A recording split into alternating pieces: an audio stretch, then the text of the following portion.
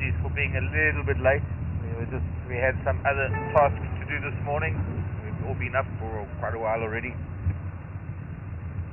So we're late on air, but we're not late in the morning. Elephant tracks here. Ellie's came back maybe. You see, there's a leopard calling.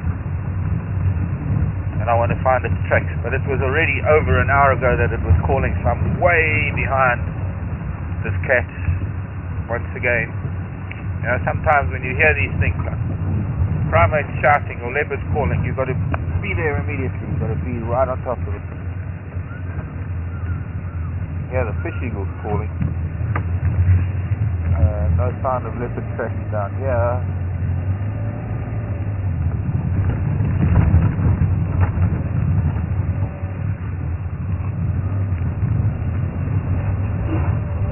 Down here. Maybe it was the other way. Oh well. We'll also go and follow up on those elephant tracks. Well, Friday night for some, Saturday morning for others, and even Saturday maybe late morning, late afternoon, early afternoon for even some others.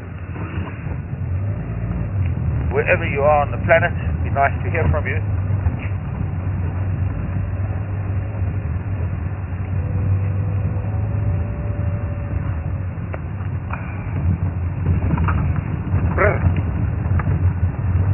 Little bit of a bike in the air this morning.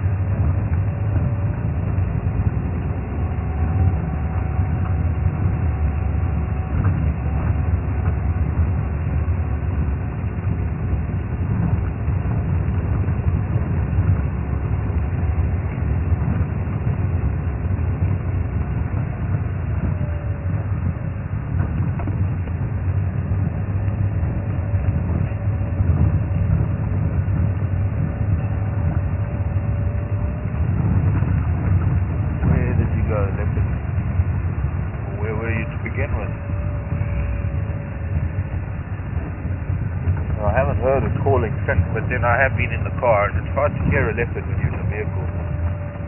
Let's have a look at that sunrise.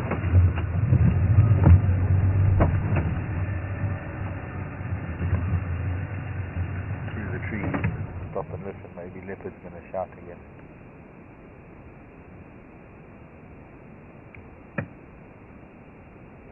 Maybe we ought to go to Harmakop Loop.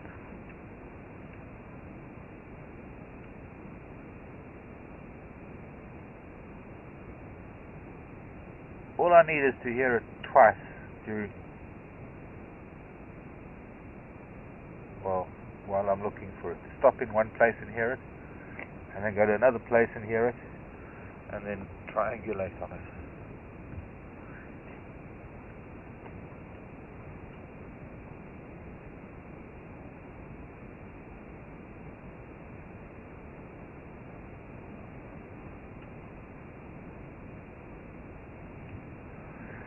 I don't think it's calling again.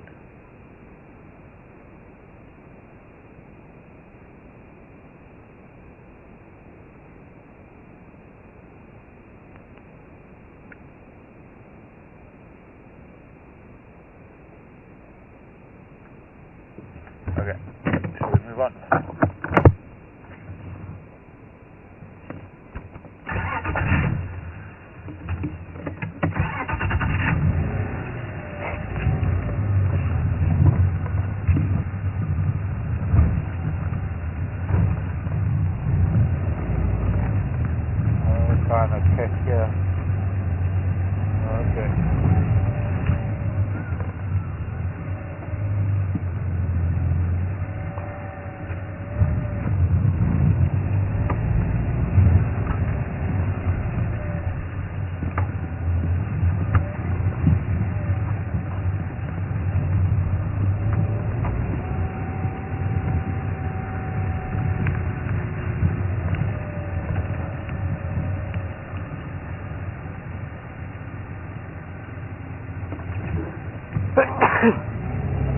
Thank you.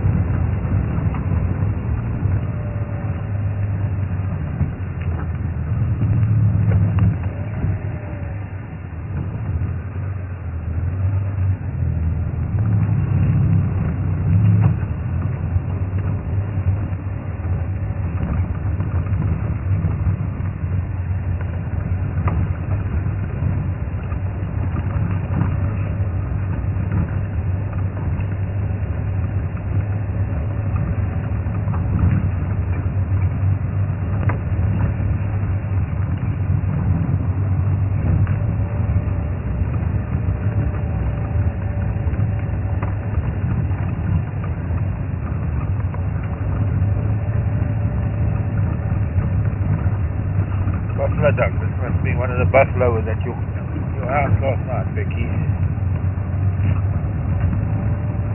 Becky's on camera, Brian NFC. Just in case you don't know, my name is Mark with a C.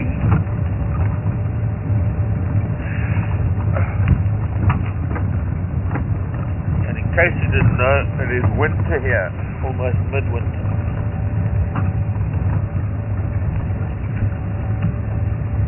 Cold for some, mildly chilly for others.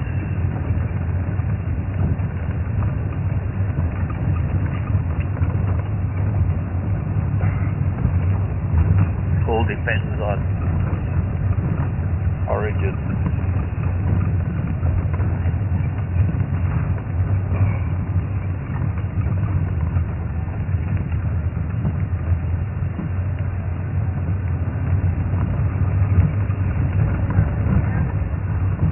Pardon?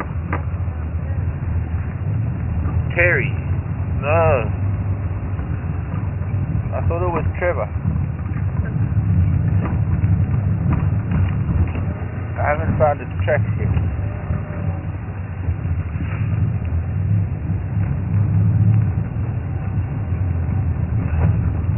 Terry the tree. We're going to look for Terry the tree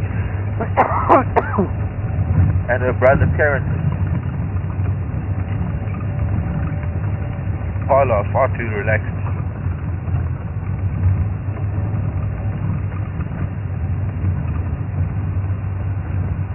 No leopard been here. Oh, they're starting. There's a couple of them.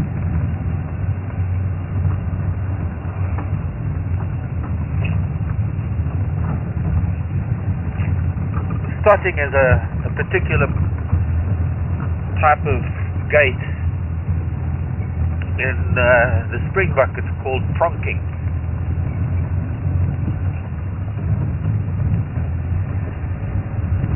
But for the impala, they do a front back leg bounce with the tail curled up over their back, flashing the white underneath.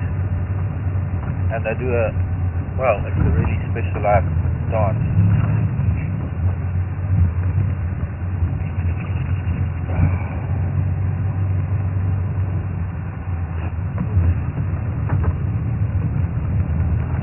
No, there's been no leopard. Hey, woodpecker.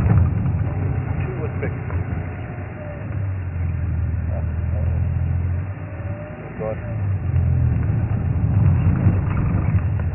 Must have found a very particular hollow piece of wood there. Quite loud.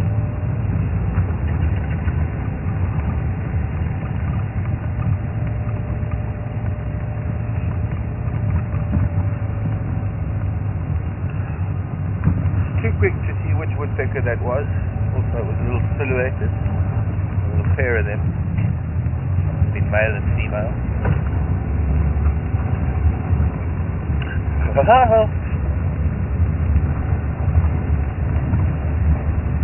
Something like that.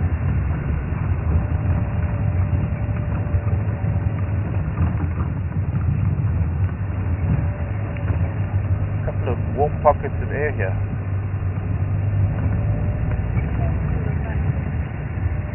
Pardon? Oh, through the warm pocket. Yeah.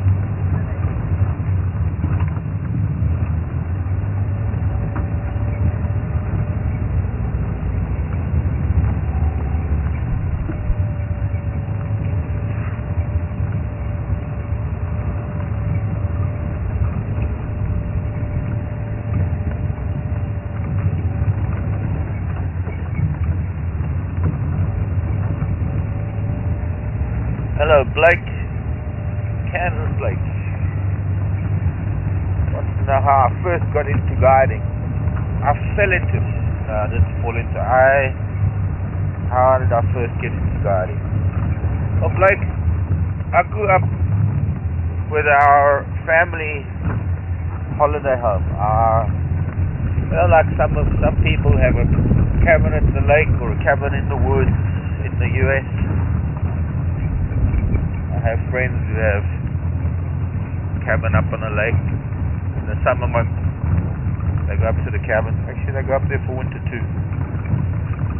Well, here in South Africa, there are people that have cabins on lakes, but my parents, back in the 60s, bought into a piece of bushveld when nobody else wanted the land, and it was going for a song. And my parents loved the bush. My parents used to come to the Kruger National Park as often as they could. I think I was even conceived in Kruger, all four of us kids. In the mountains, he says, changing the subject. And then from a very young age, we started going to this little bungalow in the middle of nowhere. It took us all day from the nearest town to get there, along tiny little dirt tracks. And I fell in love with it the minute I got there, because it was no longer, although it was next to the Kruger, we still had a fence between us and Kruger in those days. Our northern boundary was the Kruger National Park. And what made it different was that I had a freedom there that I didn't have in Kruger. Kruger, the rest camps that you stay at are fenced in, and although I used to love the Kruger and sitting in a car all day going to game drives, this gave us a little bit of a different feel because I could go wandering around on my own. And so I started from a very young age. I was 7 odd years old or so when I was jumping from elephant footprint to elephant footprint in our dry riverbed. And that's when I started earnestly looking at tricks and spent my days looking for snakes and chameleons and lizards and praying mantises and anything that moved. You know, nothing's changed all these years. I still do the same thing. But then when I was in my teens, I used to take friends there, and then to my early 20s, after I was finished with the army, I used to take work colleagues. I remember a guy from Finland and his wife that I used to take quite often. So I was actually guiding without knowing that I was guiding. I was taking people to the bush and I was showing them around.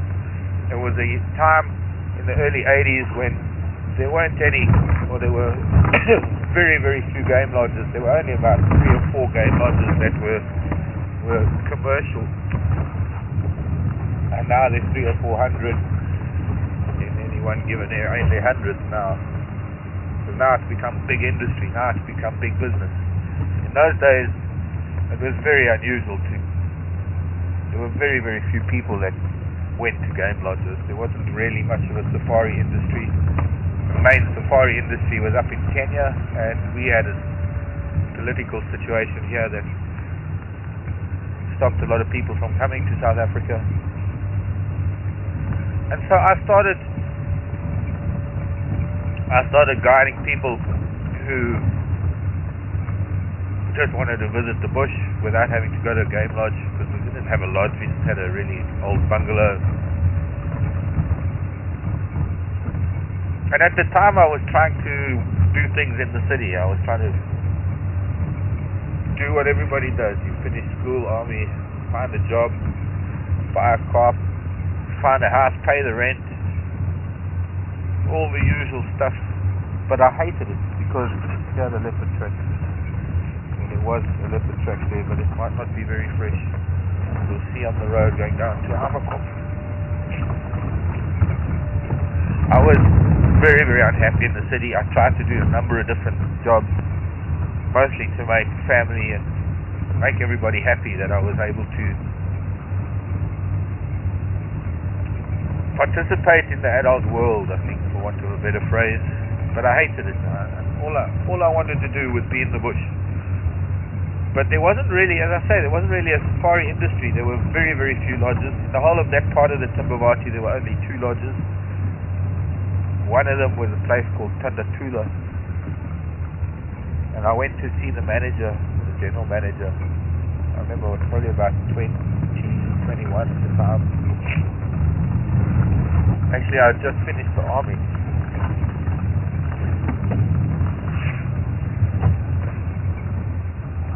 And I asked him for a job, and he said, no, I was too young.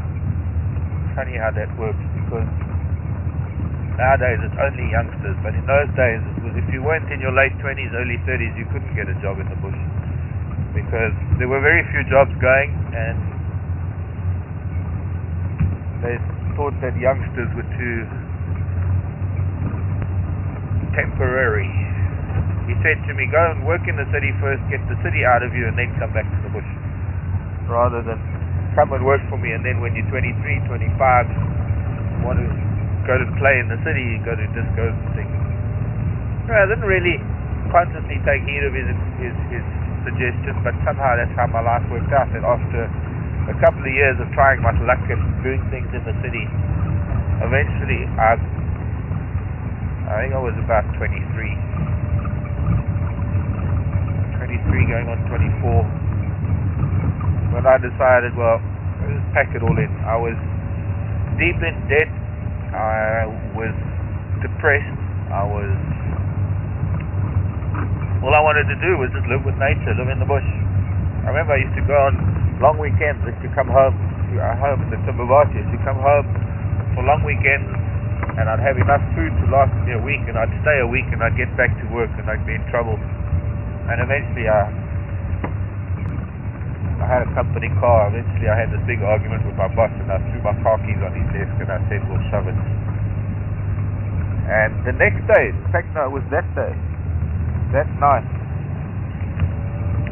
I bought a newspaper. There was an ad in the newspaper for a trainee manager come guide for a lot down in the Sabi Sand. It was just opening up, and I was the only one that applied for the job that had any experience in the bush. There were a few other guys that had applied, but none of them knew anything about the bush, and actually I got the job. And I sold everything. I sold my car, I sold what I could, get rid of all my debt, and I flew to Skukuza, which is where the only airport was at the time. Skukuza is a big rest camp in Kruger, and that's where all the guests used to fly into. I flew into Skukuza with $50 in my pocket and a big smile on my face, and never looked back.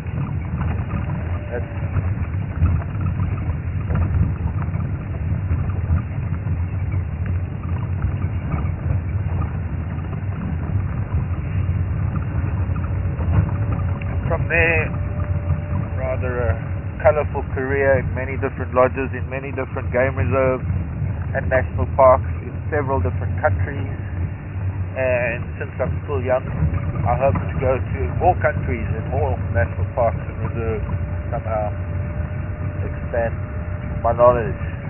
What I love about Africa is, am I ready to go live? Yes. Nice joke, Aaron.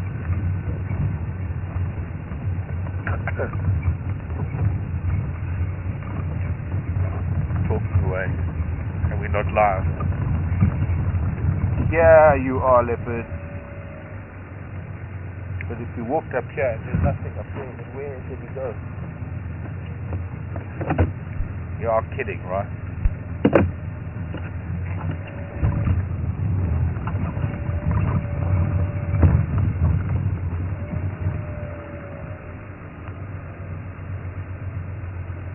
Somebody drove over these tracks. Somebody like me. We did come this way last night, didn't we?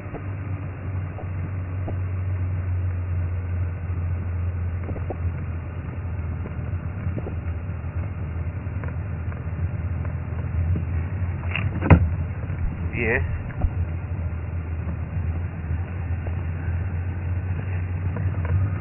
Well, you have to push the button down, otherwise nobody buys it.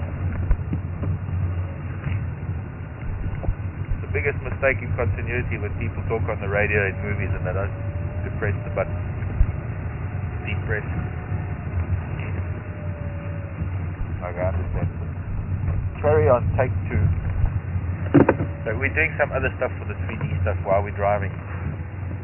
That's why we're late. We had to film a little opening sequence before we went live. So that leopard walked up there this morning. I mean, maybe yesterday, not this morning, because we drove over his tracks last night. Where did we did end up coming this way, hey? Or did we? No, we came across from the river. Oh, what an itch. Well, we did drive over. Sometime I drove over those leopard tracks.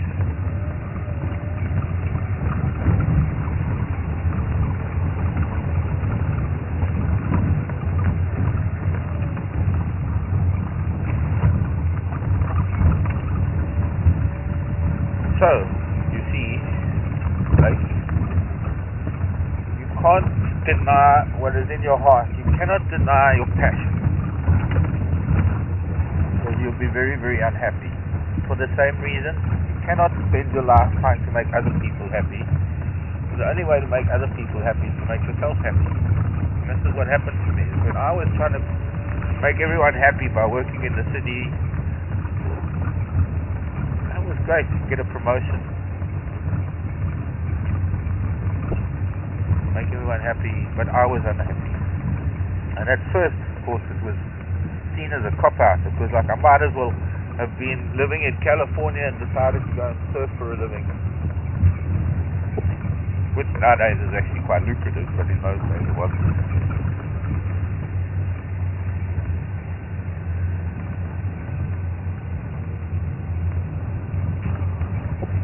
My father, I think, expected a lot more of me. But now, they're proud of me.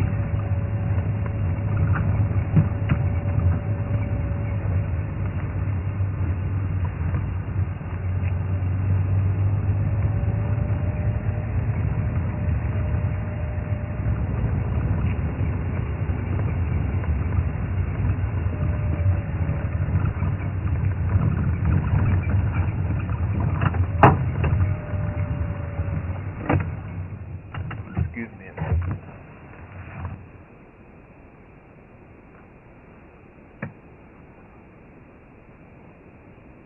It's going to make a noise on that microphone.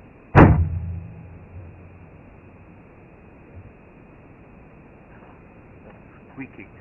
It's just too much.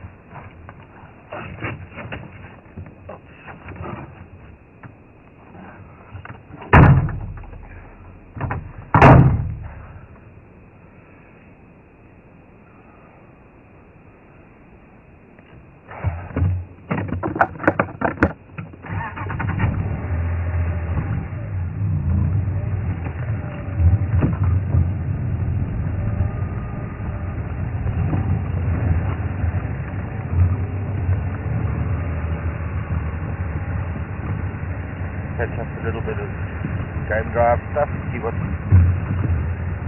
happening in the rest of the part of Thornybush, the rest of Thornybush world.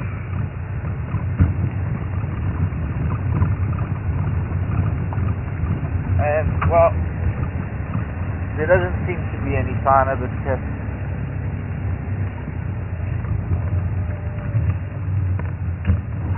There's more leopard traps there. Copy, thanks, Aaron.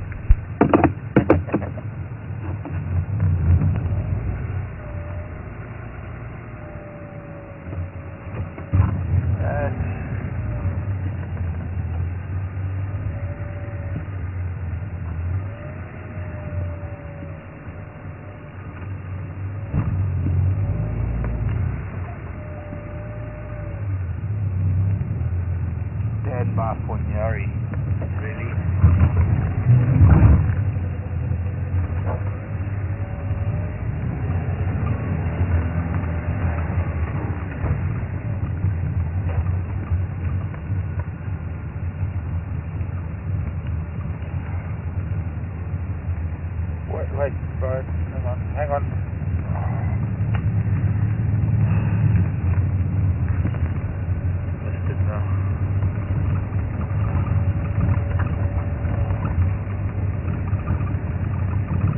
Morning, Kevin from Boston. How many languages do I speak? Well, I'll name a few languages, but I don't speak all of them fluently. I mean, I speak Afrikaans. Well, English is my home language. Afrikaans is a second language that I had to learn at school, and it's part of being a South African, really, especially in the farming and bush community.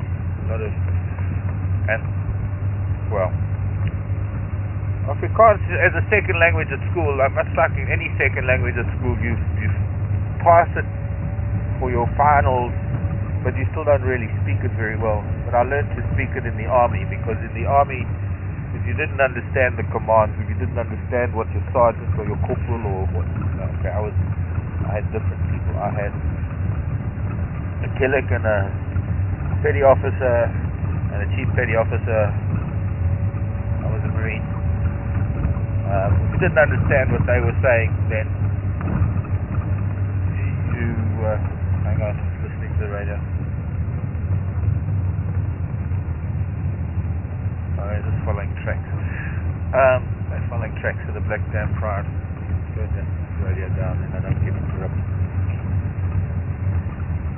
So one learns the language very, very quickly. Plus, in our platoon, half of us were English, half of us were Afrikaans. And 1 week we were compelled to speak the one language, the next week we were compelled to speak the other. We weren't allowed to speak anything but. So one learned very quickly. So now I can even think in Afrikaans, like heeltemal tweetalig, as they say. Or even better, you say heeltemal bilingual. Private joke. I have learned Shangaan. I speak Shangaan pretty well, fairly well. It's the local language of people in this area. I have learned some German over the years, especially in the 80s. We might not have had very many Americans coming to South Africa, but we had a lot of German-speaking people still coming to South Africa despite the problems with our government. And then, of course, German girlfriends helped as well. I had a German girlfriend in my 20s who had 2 kids, and they both went to the Deutsche Schule in Johannesburg, and they spoke German at home, and I picked it up pretty quickly. Well, mostly. I can understand it better than I can speak, and of course I can read it. And knowing Afrikaans is almost Dutch, and German and Dutch are very similar. I learned Swahili when I was up in East Africa. Somehow it came to me very easily, so I could speak Swahili. I speak a little bit of Zulu, and learned a little bit of other languages. I can't say I speak them. Over the years, nearly 30 years of doing this and being in contact with people from all over the world, always keen to learn something new. When I'm up in East Africa, I spend time with a lot of Italian people, so I pick up a smattering of Italian and I can understand a little bit of it.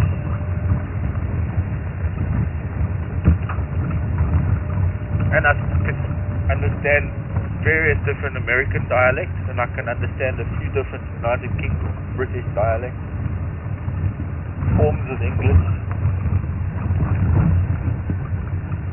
The one thing I still can't get used to is the set. The sit set.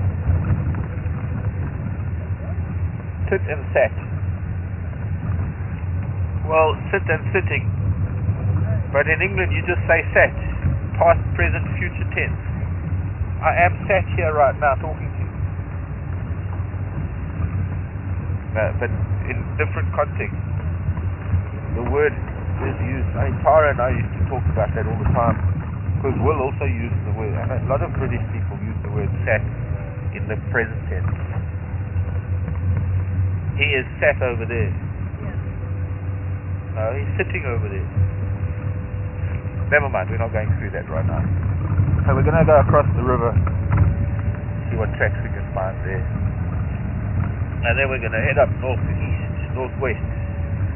North somewhere. That little head. Northwest. Or we'll go west of northwest. Maybe we'll just go that way.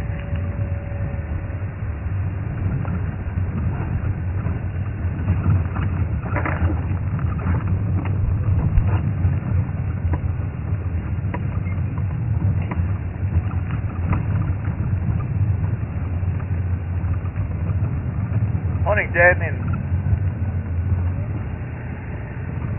Baltimore. Hello, Dan in Baltimore. Home of the Orioles. Go Orioles. Let's find an Oriole today. But we have yellow Orioles. I think the Baltimore Orioles are red.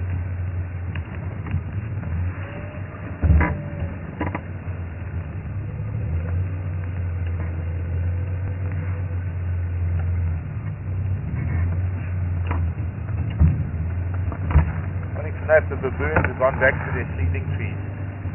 I think so. Yeah. They were there, I think it was yesterday morning. I didn't go past their trees this morning, but I think they're there. They do like their favorite trees. They have alternative sleeping points if there's predators in the area, particularly leopards.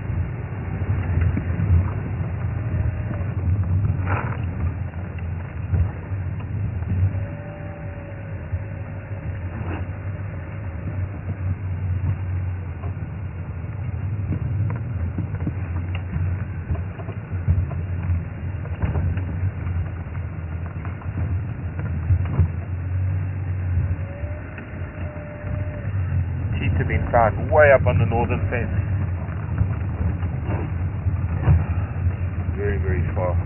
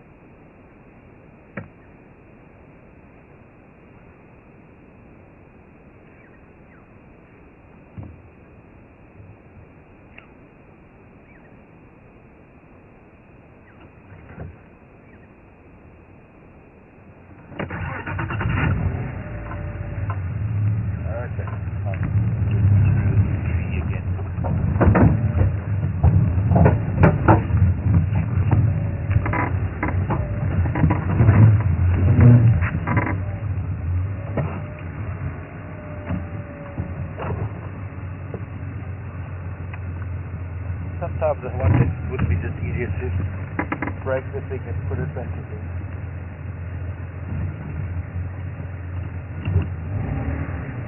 Okay, more.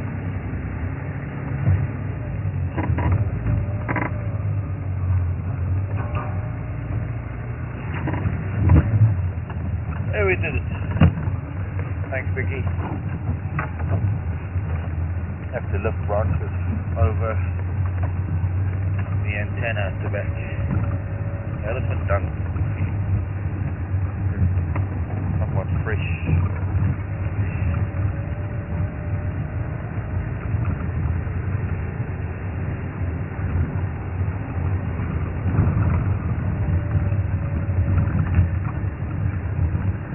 Flattering a very wet buffalo dung. There's an Oriole. Calling.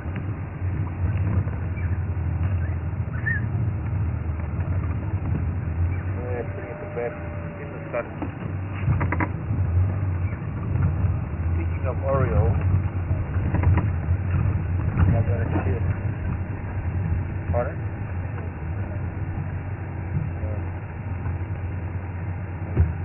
Not calling anymore, it's calling down there. Oh, there's one just there. But it's behind the branches.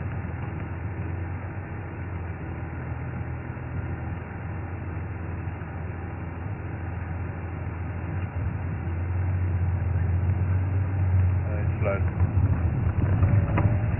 Lovely liquid call of the Oriole.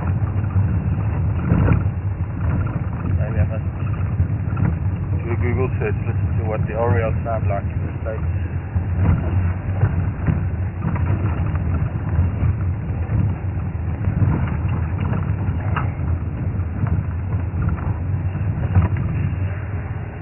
Wow, there's Rex's helmet shrike. A whole flock of them just flew away. Used to be known as the red-billed helmet shrike, and now known as Rex's helmet shrike. R-E-T-Z or R-E-T-Z. Rex. There's two orioles. So there's an oriole. Actually, if we listen to some of this bird song, and another one up at the top of this, 3 orioles. And the reds in the same tree. Orioles are displaying.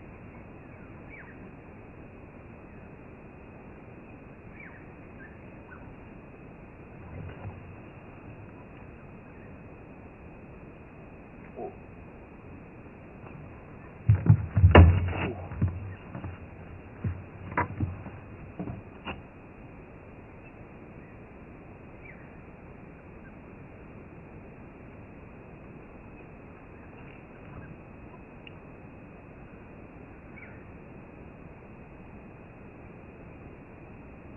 There's just so much bird life here all of a sudden.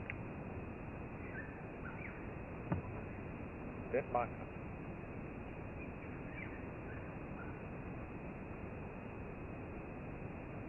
Well, now we can't really see any.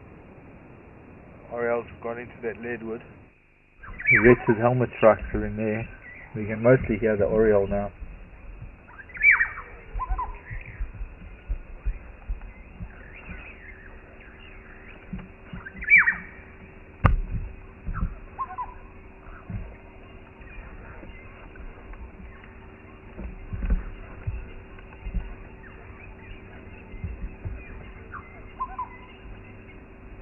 Oh, see now, all of a sudden it's quiet.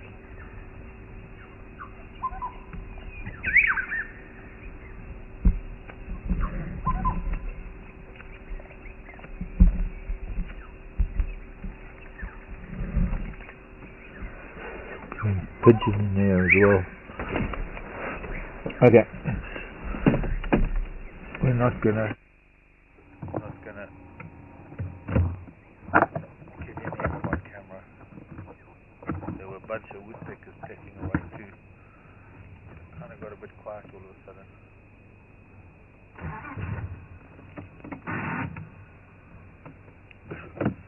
Yeah, can hear you, copied. No, Brian.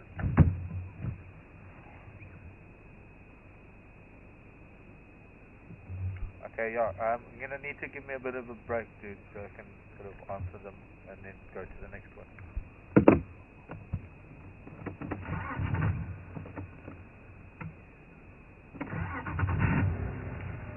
Linda in Dallas. Linda in Texas. Might not be Linda in Dallas. But Dallas is in Texas. But this other might be another Linda in another part of the Linda in Texas was wondering whether, when I was young at home in the Thornybush, whether my parents cautioned me about elephants and things and leopards. Well, they didn't. Most of the time, if I was in the riverbed and stuff, I was with my folks. The only time I used to wander around on my own really was sort of within a radius of the house, and I didn't really need to be cautioned. I was very well aware of what there was. In fact, it was quite thrilling because up until that age we'd always been in Kruger, and of course you're not allowed to get out of your car in Kruger, and being a little boy, sometimes as soon as the car would be on the way out for a game drive, of course you've got to go to the toilet, and well, when you got to go, you got to go. It used to be thrilling. It used to be exciting to standing outside the car expecting a lion or a leopard to come and jump out and get you immediately. But no, I was very well aware of what there was out there. It was days of fences, and although the elephants used to break the fences, they weren't much of a fence, and there's no such thing as electric fencing. they did offer a fair measure of false sense of false security, false sense of security. There's the leopard there.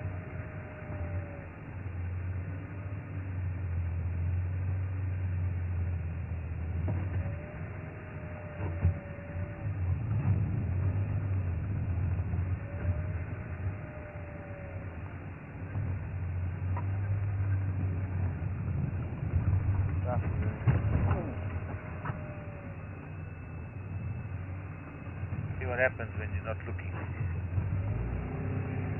Oh boy. Excuse me now. Just make sure I haven't done some damage.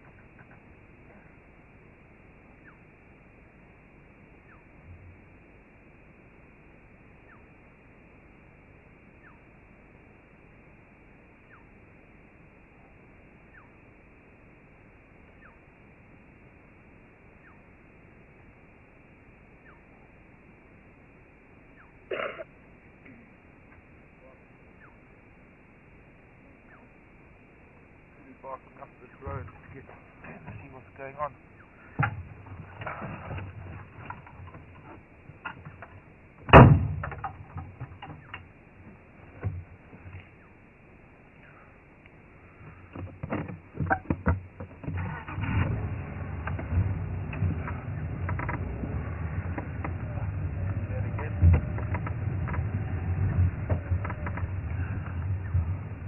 I was looking at these leopard tracks on the road and I couldn't see the Thornybush hit the antenna. And the antenna is designed to snap, to release if there's tension on it going forward. It's not designed to do anything if someone reverses.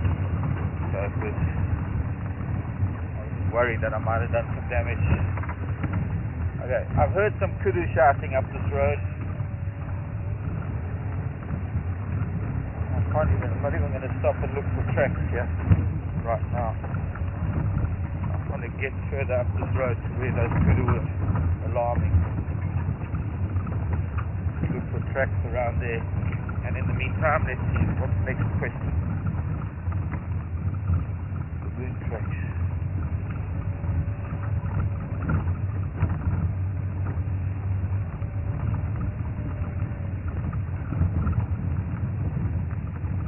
Yeah, there's fresh leopard tracks. And I'm sure the kudu was barking at him.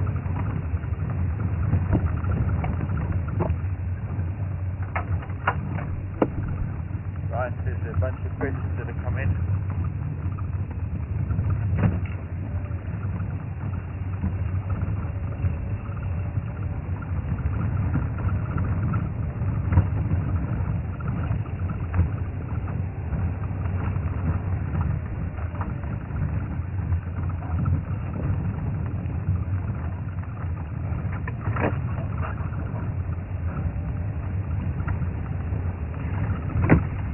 That's from who?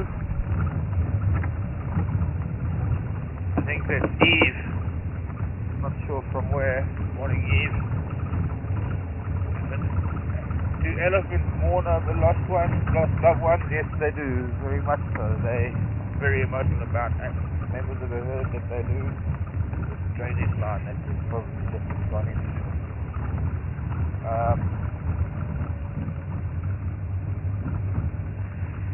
And he was asking if a youngster loses mother, does it get adopted? Yes, it does. You see, the matriarchal society that elephants live in is a matriarch with her daughters and their children. So any child in that matriarchal group, any child, whether it's the matriarch's child or whether it's one of her daughter's children, it is family. It is exactly the same thing as if one of us, if, let's say, a grandmother has several daughters and they've all got children. If one of those mothers passes on, one of the sisters will take over the kids. So yes, very much so. Very tight-knit families, very strong bonds.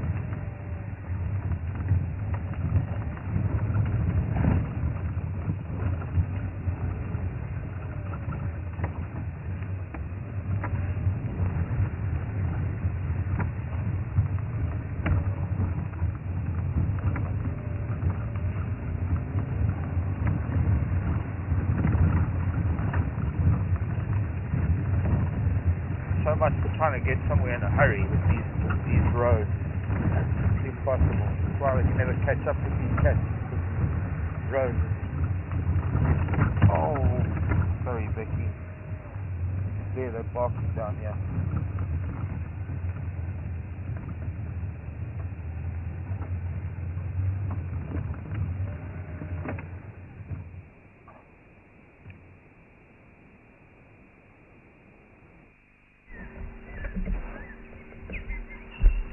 This kid is still barking.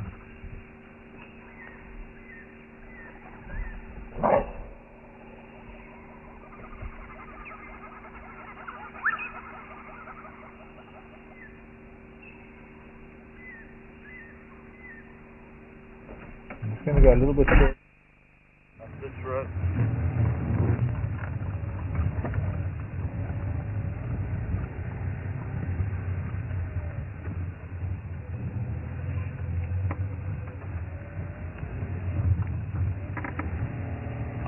Vivian, I'm not even sure. Vivian's asking if orioles make the same type of nest. I'm really not sure, Vivian. I'm going to have to look at things on the web.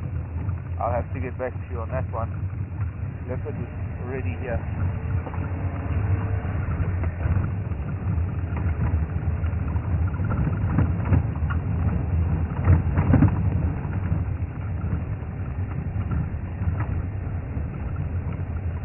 There's a dark-sounding goshawk. Down into the grasses here. Look at that, beautiful in this light. Just see if I can get it quickly.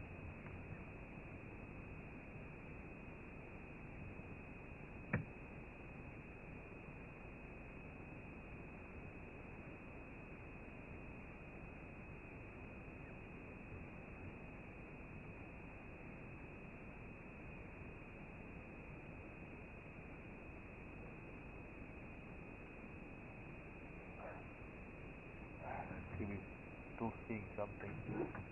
Maybe we'll have to go back down that road, but that's a long way around this drainage line. So we're going to go up this road and we're going to come back down this road. See if these tracks are still a little bit further up. This is possibly the leopard I heard this morning coming up from the river.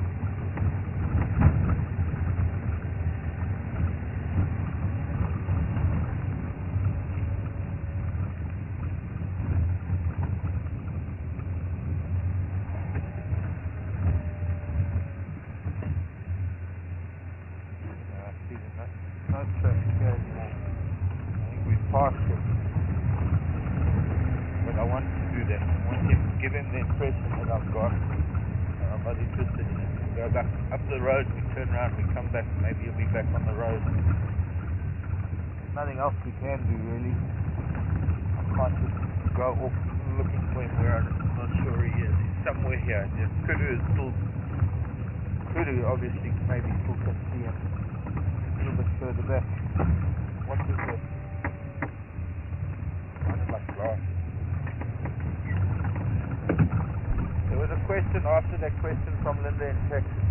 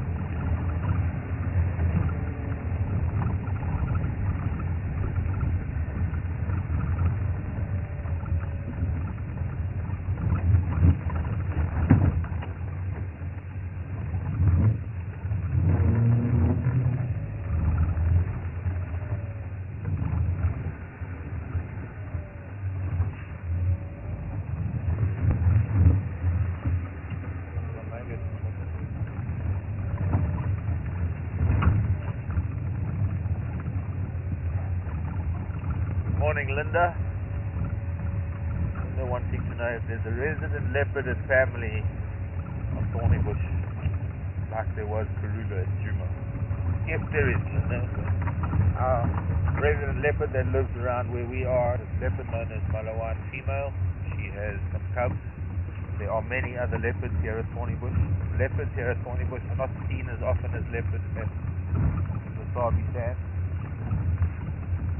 Maybe at certain times of the year they are, but right now with this thick bush, it's very difficult to find leopards. The bush is thicker than it has been in decades.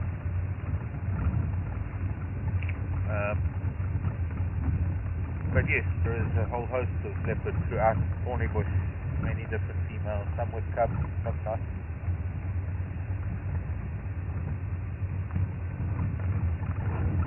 And I've sat trying to learn all their names, but it's impossible to keep it in my head. I've got to know these leopards, I've got to see them, I've got to spend time with them to remember things. I'm the same with human beings.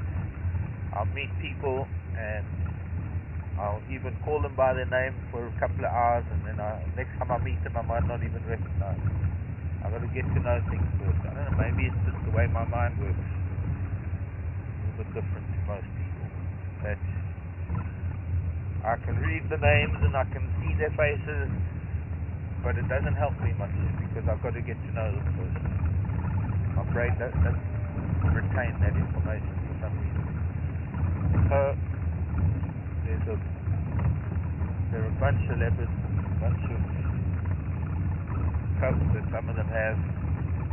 Their territories, a lot of them, their territories are out of our broadcast range. Only leopard that's really within our broadcast range is this Malawan female and her cubs, one of her cubs from a previous litter, and of course the big male that moves through, the big male whose territory it is.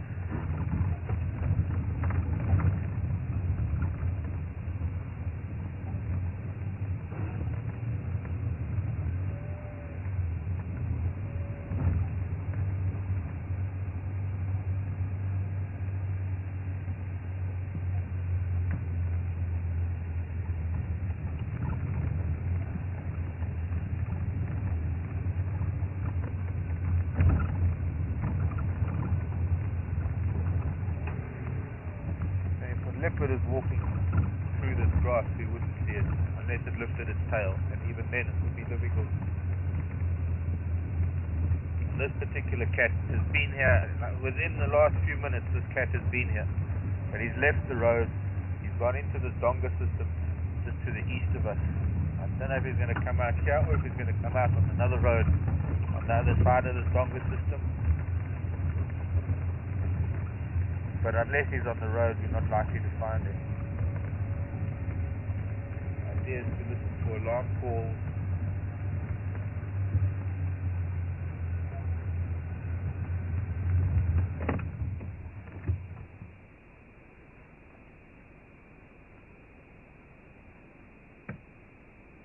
Or even him calling, maybe, if we're lucky.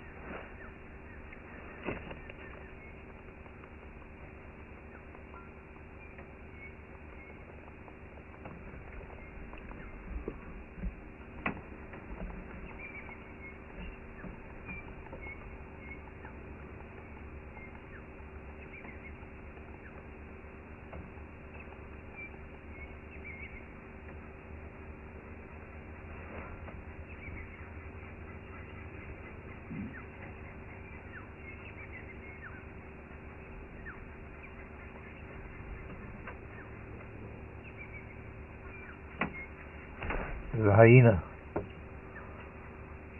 But that's not why the kudu were barking. The hyena is probably trailing the leopard. Don't know if I can't see it now, it's gone behind the bush. So on the other side of this Donga, this drainage line.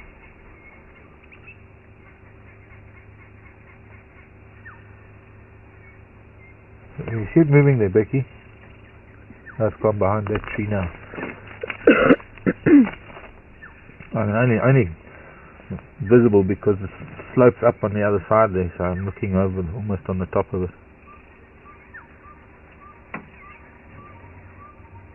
I reckon that hyena's tailing that leopard. Okay. Yeah, or try and do a loop around the Donga and see if we can pick it up coming out in the top there on my lower arm. Yeah, Lecky Road.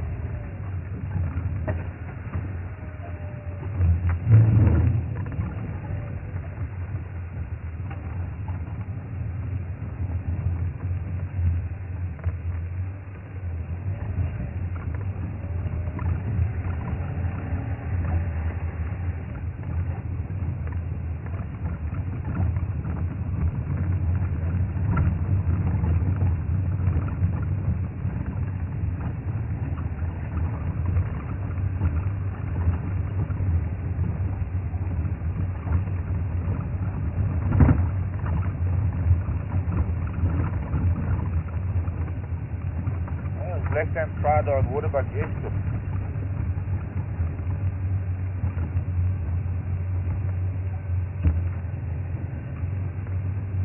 I can't. Yeah, sorry Brian, other radio's going, stand by one.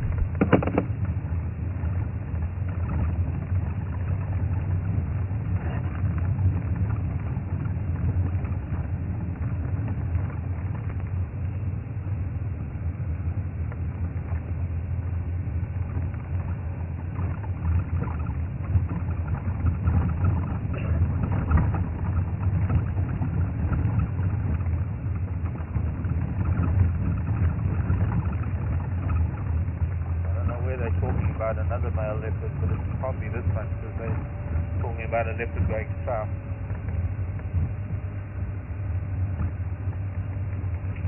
Excuse me a second. Got to do radio business.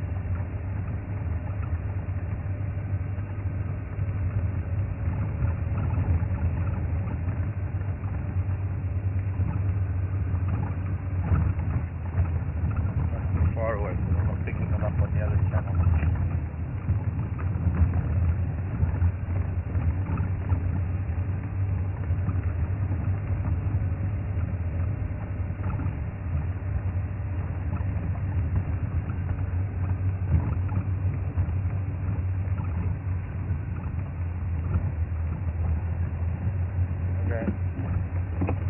Alright, sorry, go with that again, please. Joanne. Morning, Joanne. What places in Africa or the world am I keen to see that I haven't seen yet? Oh, Madagascar, Australia. Maybe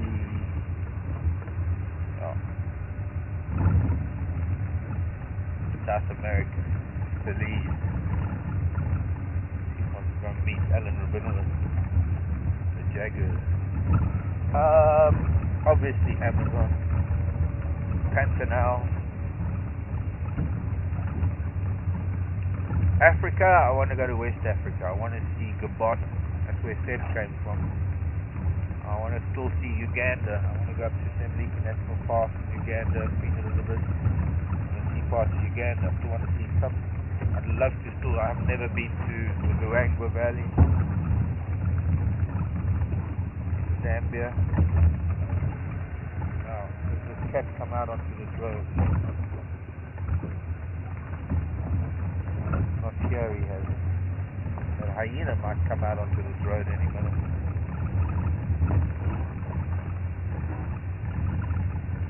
Might be going the wrong way. But only one way to find out. If I don't find tracks, I know it's the wrong way.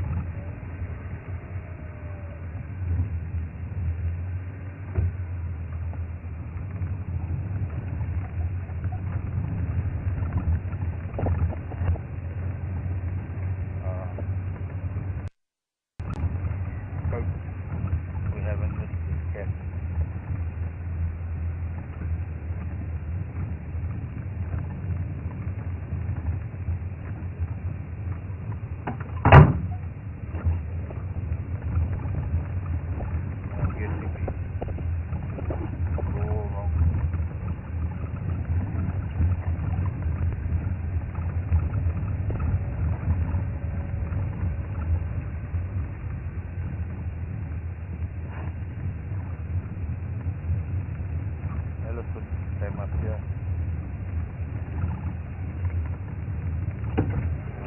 Find somewhere to turn around.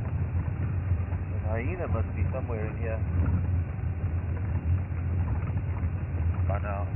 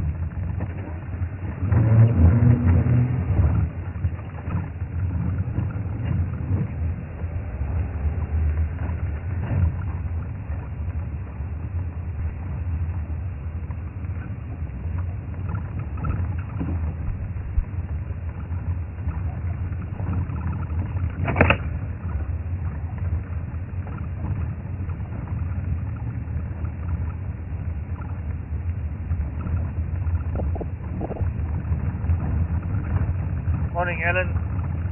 Arkansas. If there's any dew, moisture on the grass, and whether that would have any effect on the leopard, whether they walk alone or in the grass. Yes and no, Ellen. First of all, no, there is dew, and generally it will have an effect, but sometimes the leopard's walking on the road and there's something either it wants to avoid or hunt, it will go off into the grasses. It does have a large role to play. I mean, sometimes on cold mornings, it's not going to want to go through wet grasses. But this morning, no dew at all. Quite a dry morning. What's this? What's the Daco? Hello, Munchi. Oh, I'm bouncing you around, it's back there. Problem is that this road ends up going north where we can't go. I can try, unless it went up that way, but I don't think it did somehow. I don't think so. Somehow I think he must have come this way. Or he hasn't even come out of that longer system yet.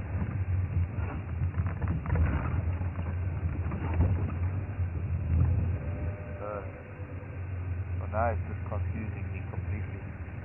Now his tracks go that way. But there was nothing on the road. It could have been that he just turned around.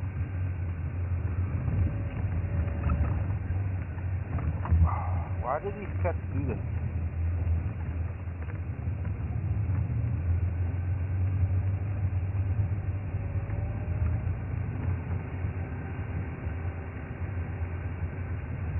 How is it possible?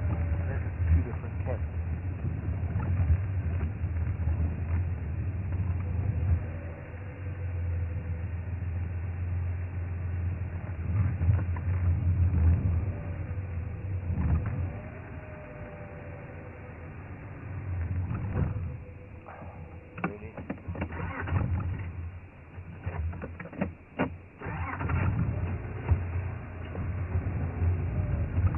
The thing is, Ellen, that they walk on the road more because it's quiet, it's soft, it doesn't have thorns, more than for reasons of not wanting to go through damp grasses.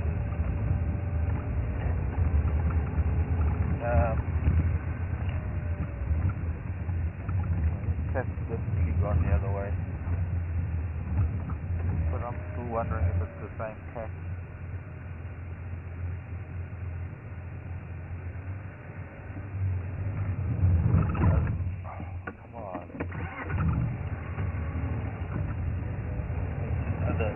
Animals that have walked here.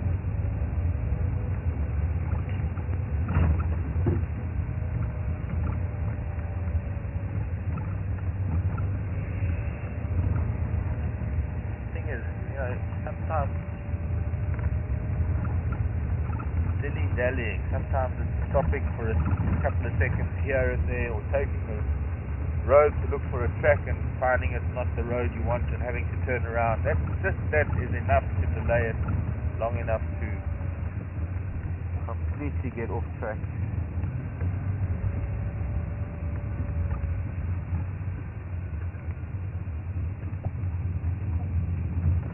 I'm thinking it's going to be best to go the other way again. Go back.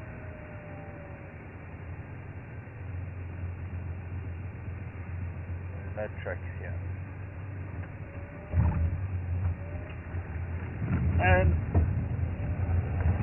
well, there's a greater chance of finding something if we're following tracks than there is just driving around randomly. A lot of times I've just come around the corner and there's a leopard in the road. Mostly we're in the area because we're following the tracks. Sometimes we've got to drive up and down a little bit because the cat left the road for some reason, maybe to mark its territory or to chase an animal, and then it will come back to the road. So when we go up and down, sometimes it helps. Eventually the cat's back. Let's see, we've got a big crossroads here on Nanzan Road. See what we can find at this big crossroads. Leopard coming in from there.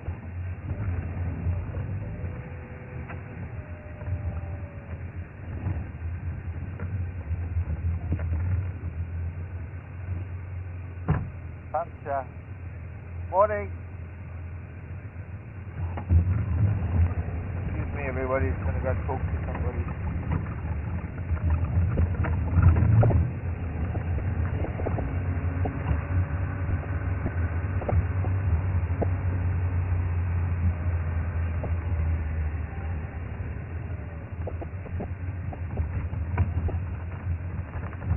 Morning. How are you? Nick. This is Mark. Nice to meet you, Nick. I know you. How's life? Good, and you? Are you on this English then? I saw them, but probably from last night. But I just had a mail coming up to somewhere. This morning? Yeah, and I've had kudu barking down there. Oh, well, then that's him. So yeah, he's coming back up from the river. Well, go and have a look. Unless you want to follow up in that Well, I'm having a look. He left the road just south of Nelly into the donga where there was kudu. He hasn't come out. Just saw a hyena down there in the donga. Alright. But he might still be moving. Alright, cool. But yeah, welcome to your hand. Alright, no, all good. Cool, thanks. Have a good day.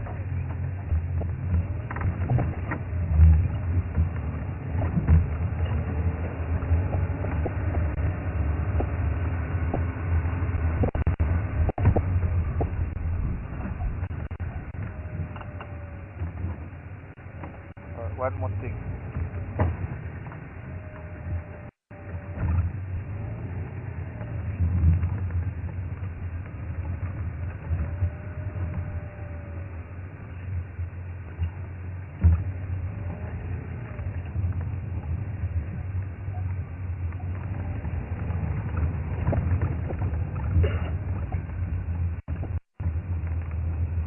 Morning, Mateo.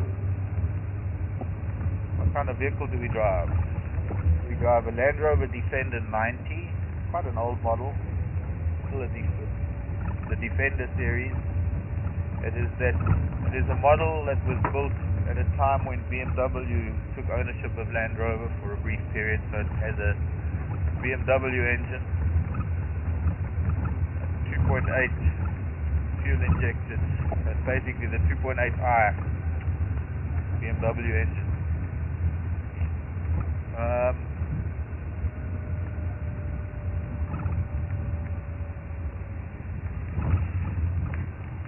And I have heard of the hybrid. I think there's a lodge down in the Sabi Sand that's using a hybrid, Mateo, as far as I know.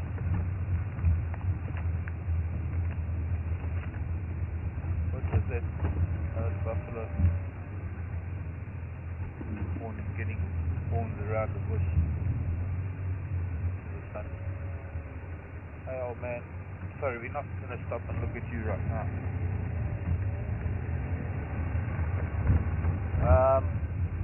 Yes, the diesel electric hybrid. I've heard of a lot down in the Sabi Sand using hybrids. Would be nice. But diesel's loud, so you're going from one extreme to another.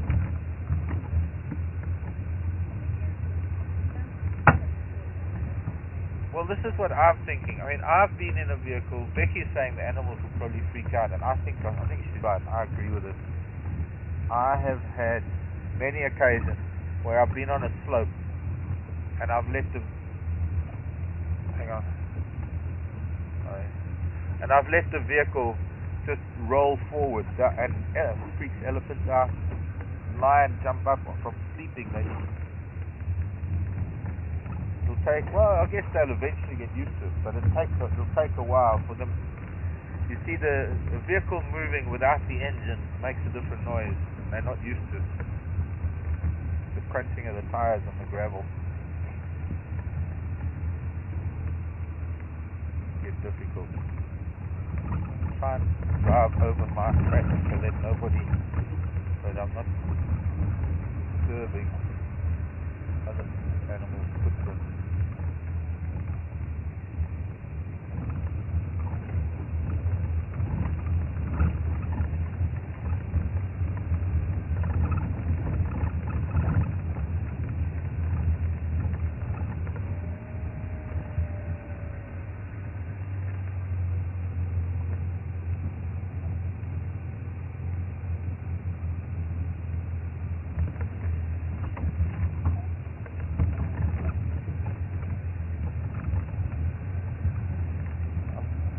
Go now,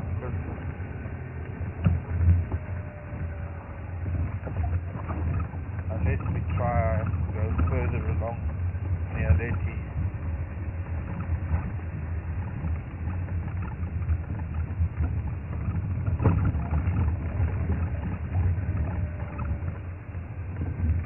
So you know Nick?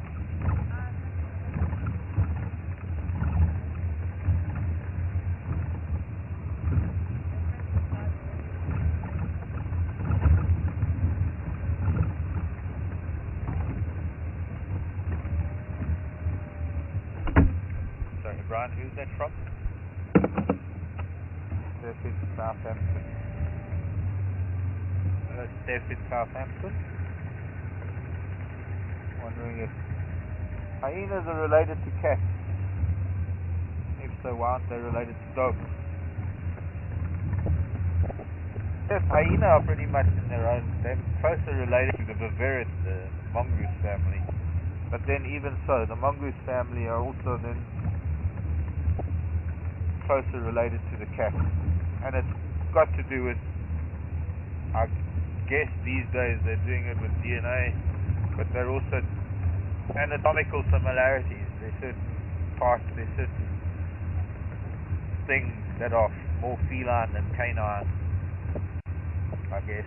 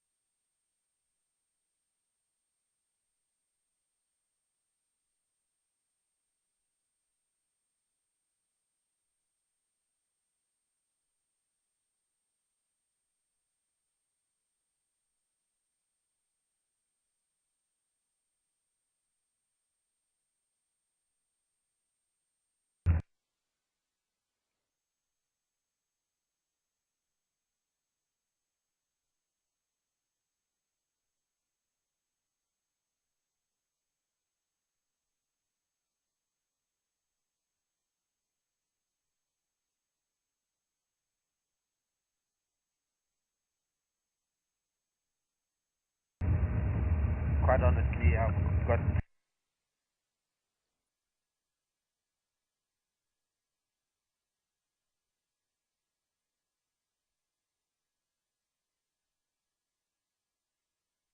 because I don't. I write.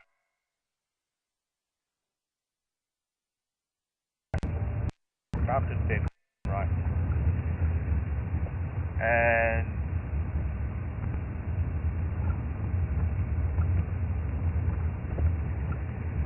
I write because it's a relief. I write because I want to remember things. I write because I get inspired. But to write a book, you have to have a story. I don't really have a story. I don't really have a start and a beginning and a whole climax and every, the whole. Yeah, I don't think it'll be interesting to anybody. Maybe I'll put something on the net one day. Certainly don't think it will make any money. My writing is... Anyway, sorry, there's just too much on the radio. I just need to listen.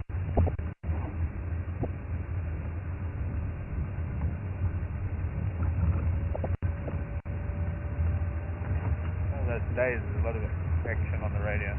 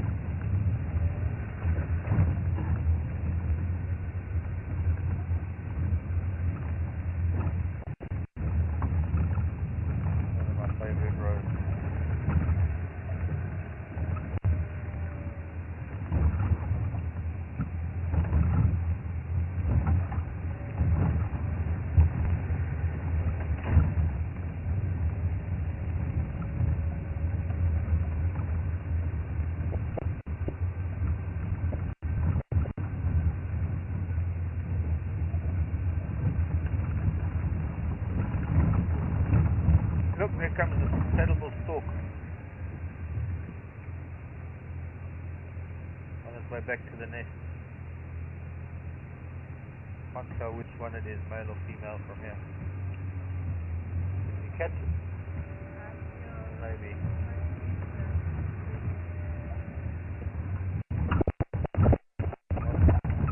Quick enough.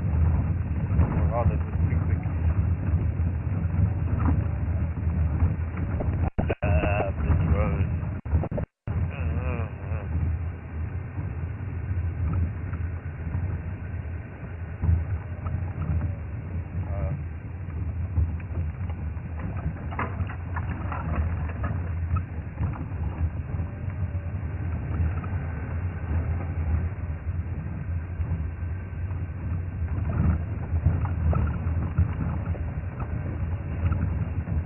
Trying to get this road.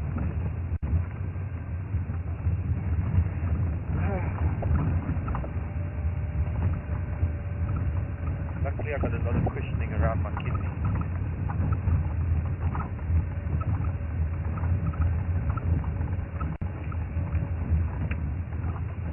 There's an elephant!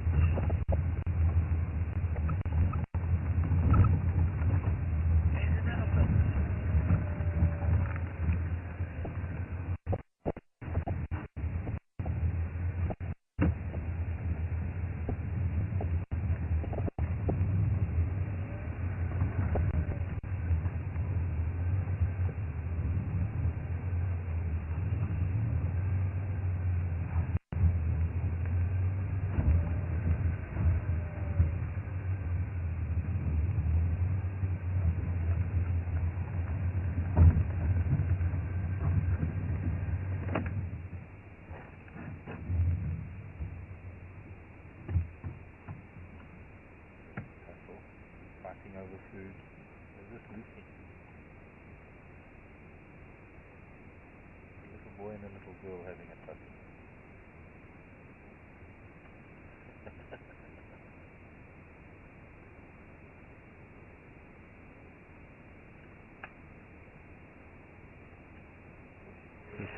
Push.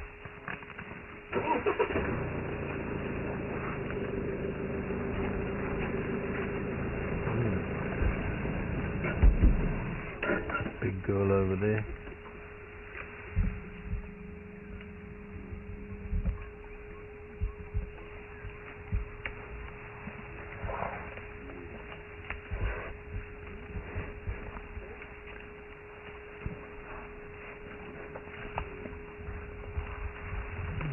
A bit of a rush.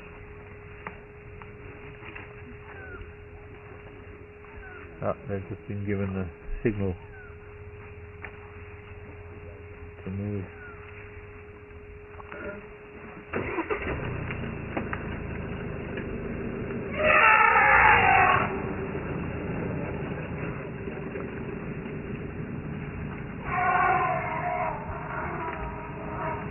Oh.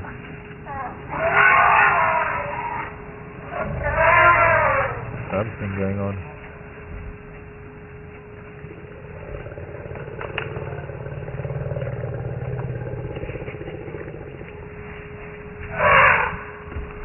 Something quite. And then all of the, look at it. All herd's coming down now. Coming to see what's going on. All this excitement. There's a lot of excitement. See if we can see what it is. Follow this lot. Unless they're chasing something. But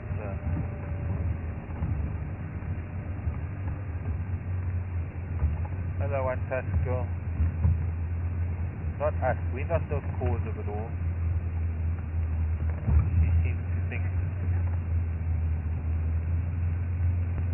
a bit harsh reacting, I guess, to a leopard.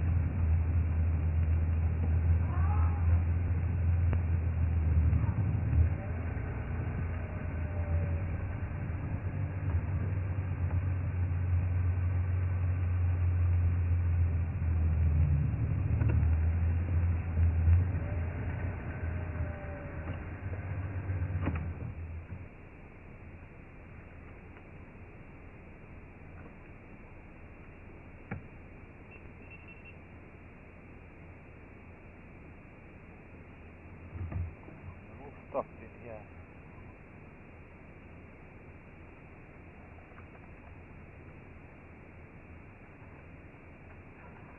There's that female that we know quite well.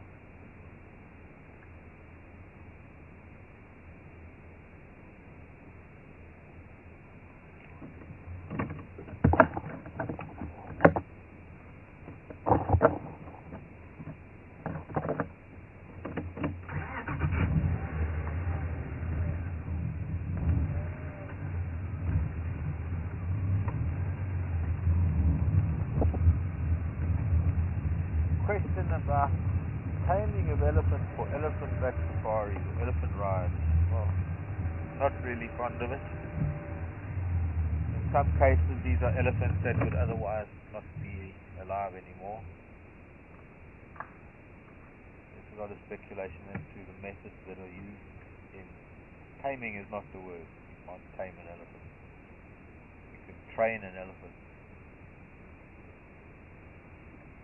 There's a lot of speculation as to whether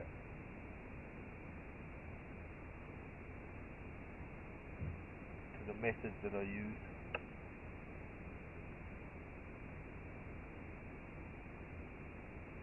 I used to think it was a great way to see Africa, a great way to see wildlife, but sometimes the methods that are used to do the human bidding can be questionable.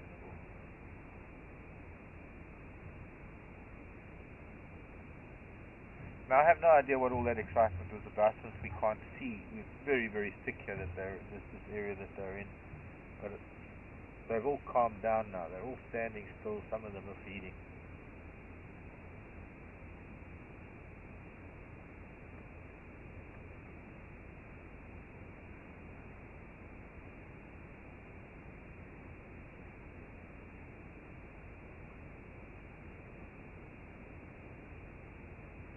really sure what that would have all been about. It was something that was really getting some of them worked up.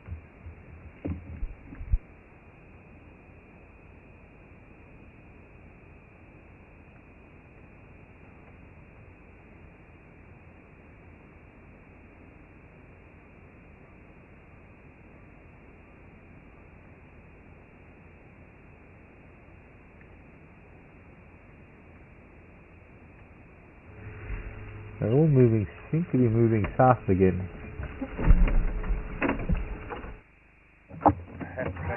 Eventually back down to the river.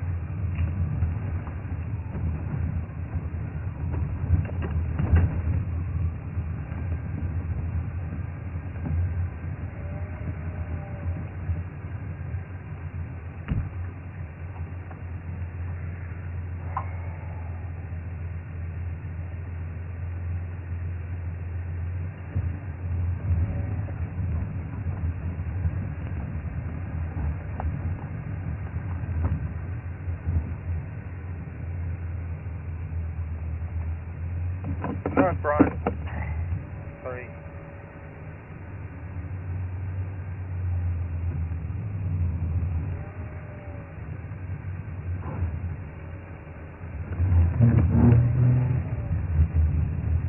Just see them just standing in here. Almost like they're in a defensive posture. No reason why they would be.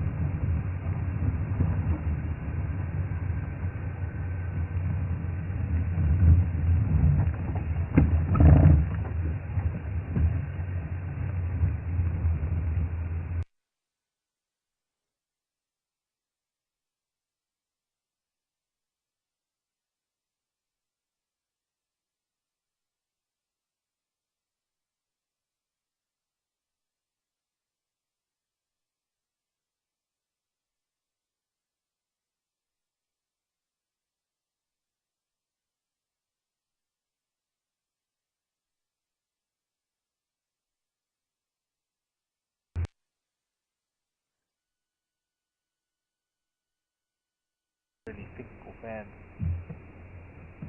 A couple of times we've seen honey badgers or nocturnal animals, or we finally find a leopard or something, but nothing that really stands out, no doubt, that I can think of.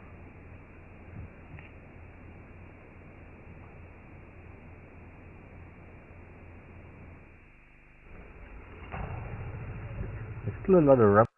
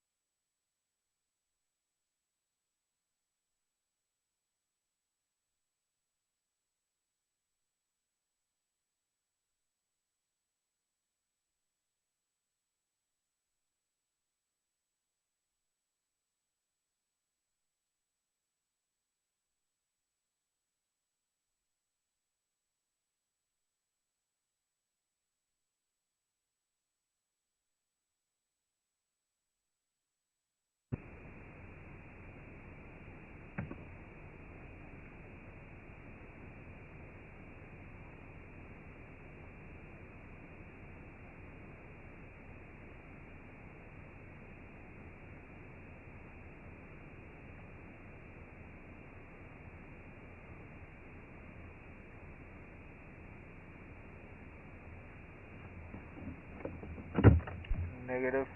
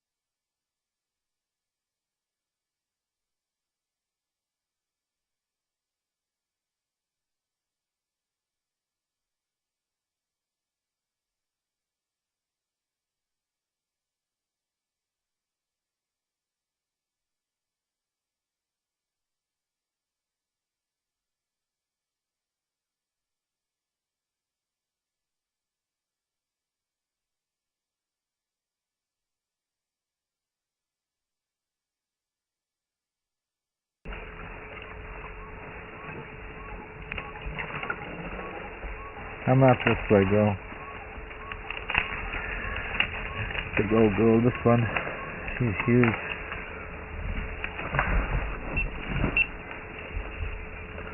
Very stressed. Temporal gland is leaking. Well, has been.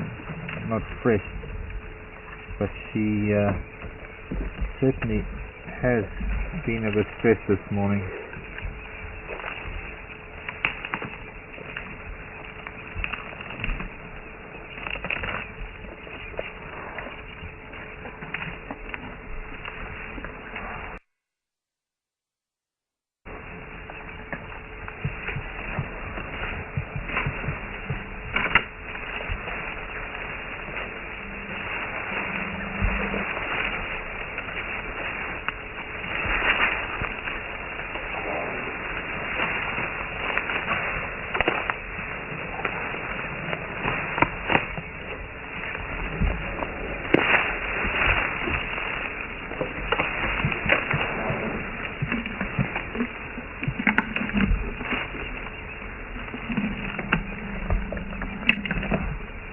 Pretty girl.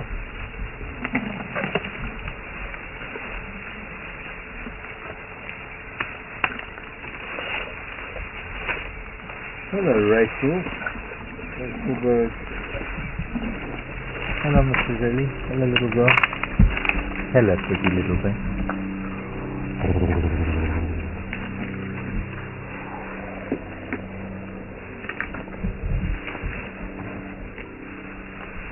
Rachel wants to know the rarest animal I've encountered.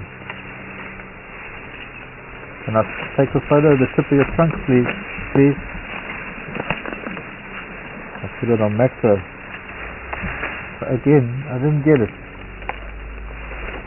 Again. Can I have your trunk again, please? No, that's too close. I'm going to touch the antenna again.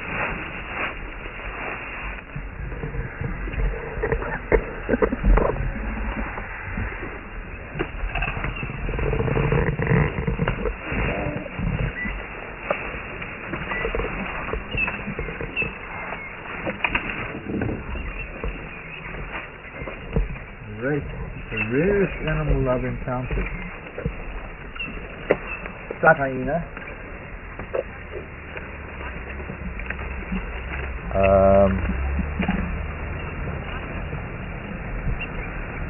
Odd fox, odd wolf, pangolin.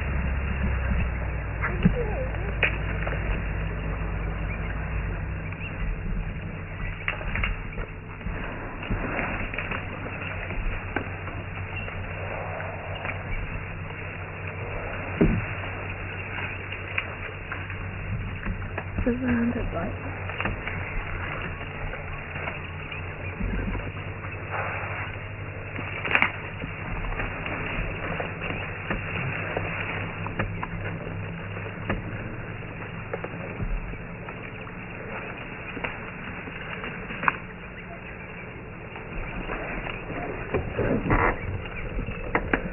Can't really go anywhere. I'm surrounded.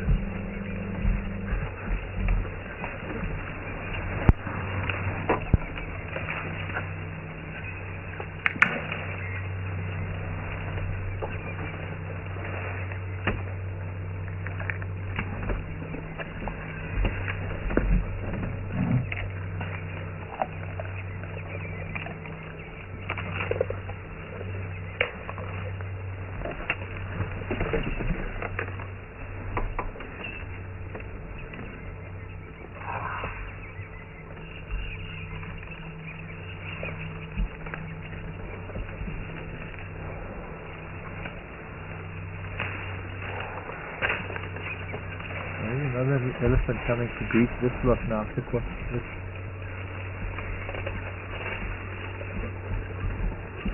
And that matriarch pushing her away.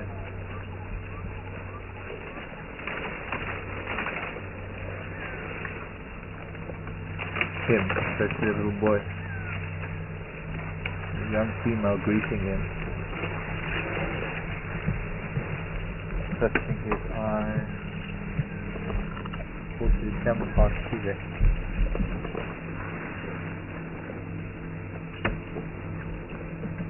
that's partly what maybe a lot of the excitement was about. Maybe two different family groups being together.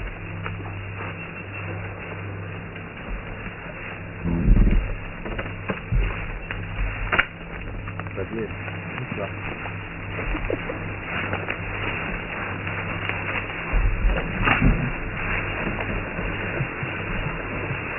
There's one cup. I'm missing one cup. What is that noise that sounds like a ground? There's the little boy. Come here. Look at this behind us. Only we can get this. The little girl and the little boy. Let's stop now.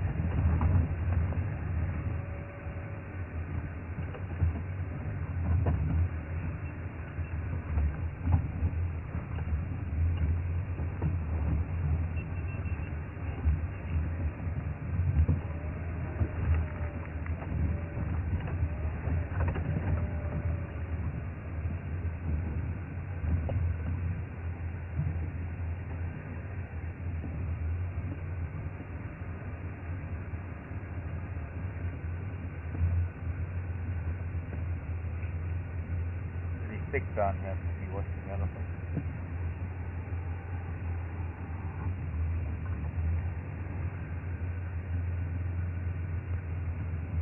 There's some nice interaction going on down there, but sadly can't really see much. Maybe I'll move through here again like we had earlier, sitting there and waiting, and eventually they came past us.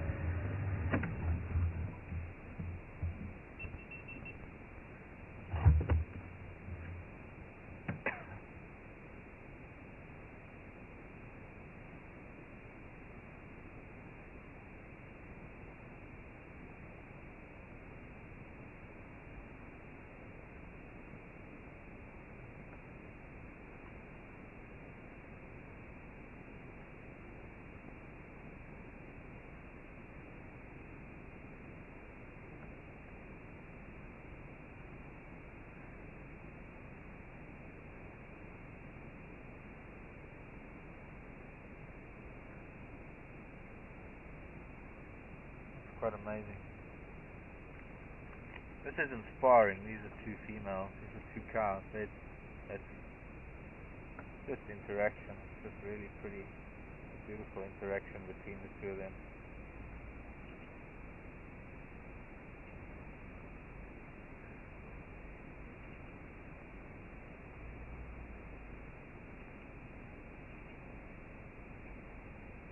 No, don't go behind the bushes. Come back this way.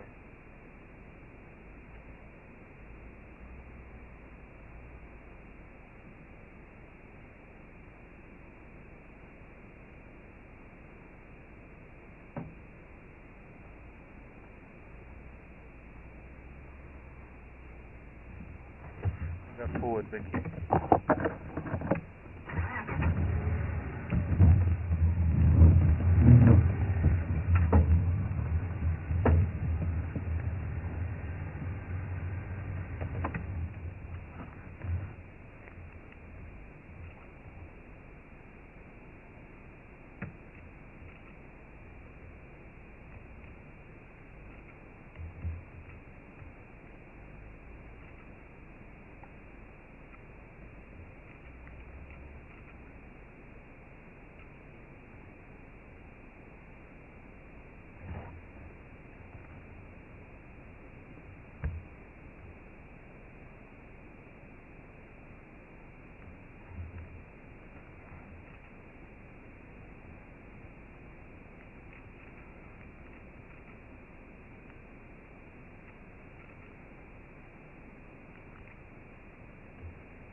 They were playing nicely until that other one came along.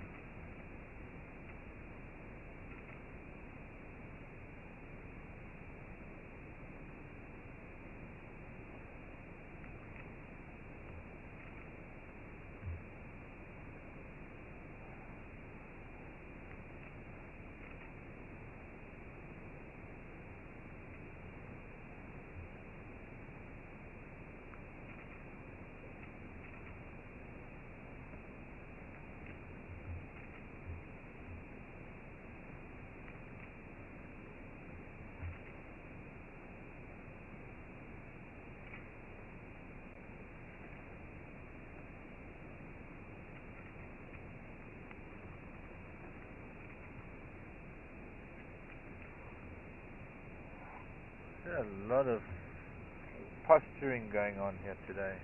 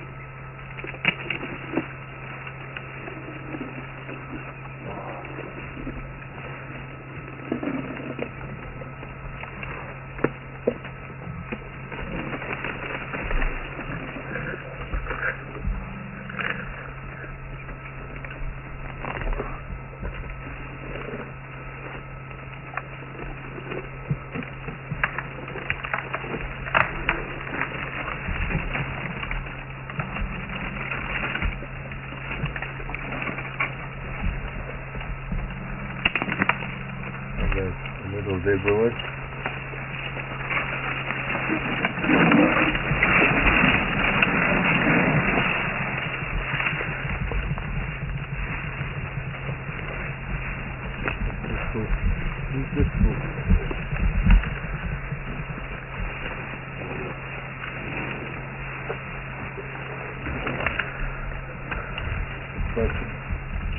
with a right cut and then the chip taken out of it.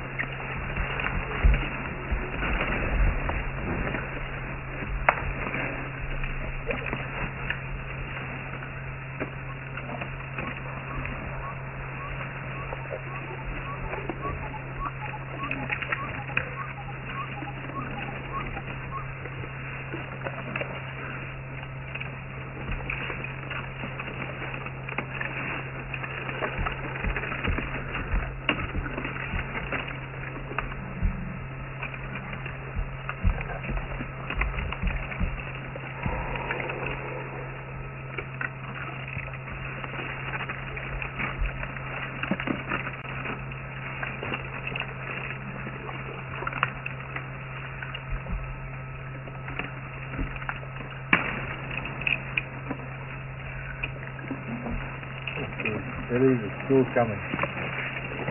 Still more creeping out of the woodwork.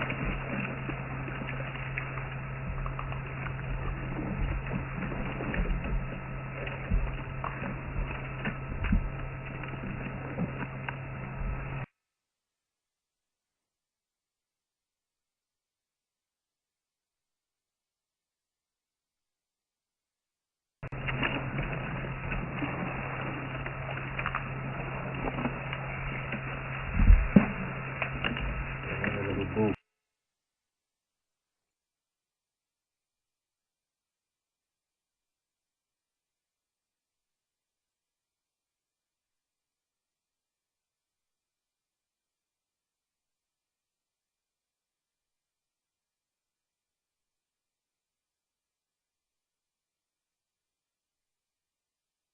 Coming to the left.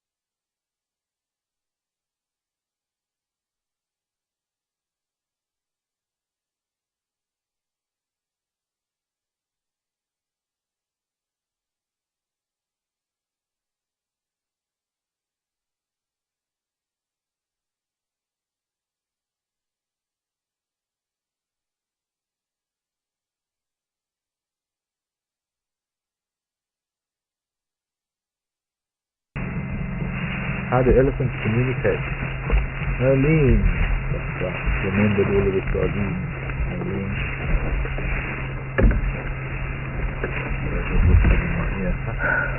Elephants, how do they communicate? They talk to each other. Right, they talk to each other.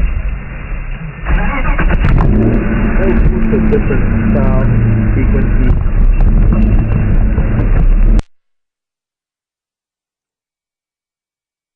Depending on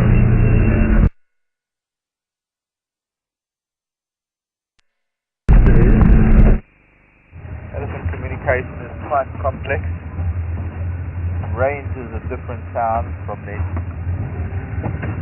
trumpeting sounds and noises to deep rumbling.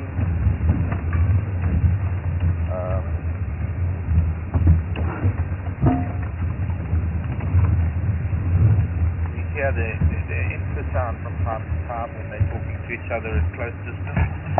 You can hear them. All over my map now. It's okay.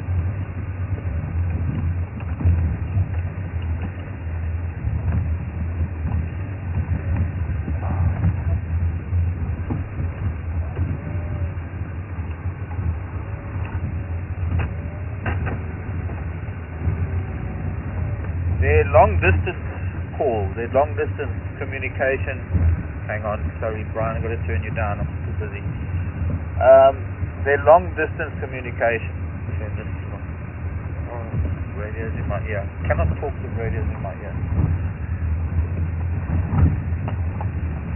For very long distances, when they're trying to communicate to each other, when they can't see each other, their frequency drops so low that it becomes inaudible to the human ear, lower than our frequency, our lowest frequencies.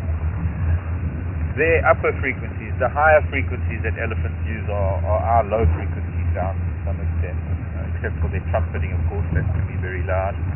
But because they're pulling out that whole piece of zebra wood by the roots and all.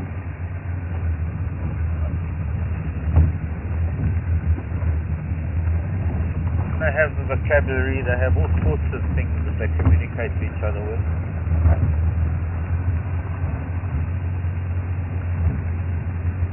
What, I'm intimidated by you? Hellies everywhere. Sorry, we're on a bit of a slope here, Becky.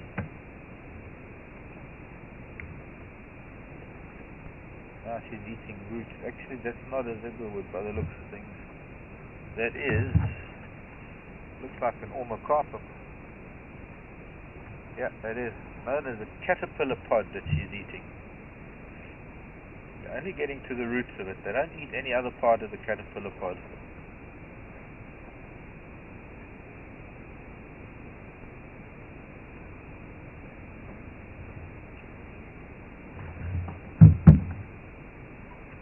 Nearly lost mate.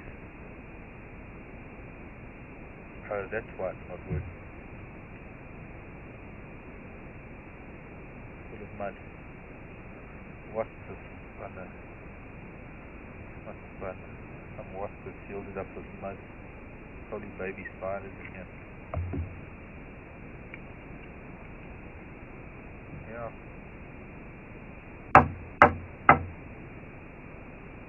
Well, so much for drinking hot chocolate here in the morning.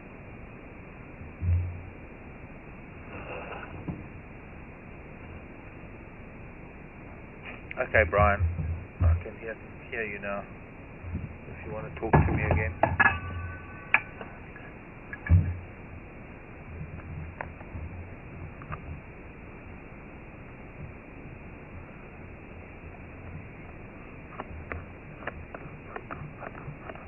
How do you know if an elephant is angry and why would they charge people? Hello, Lev.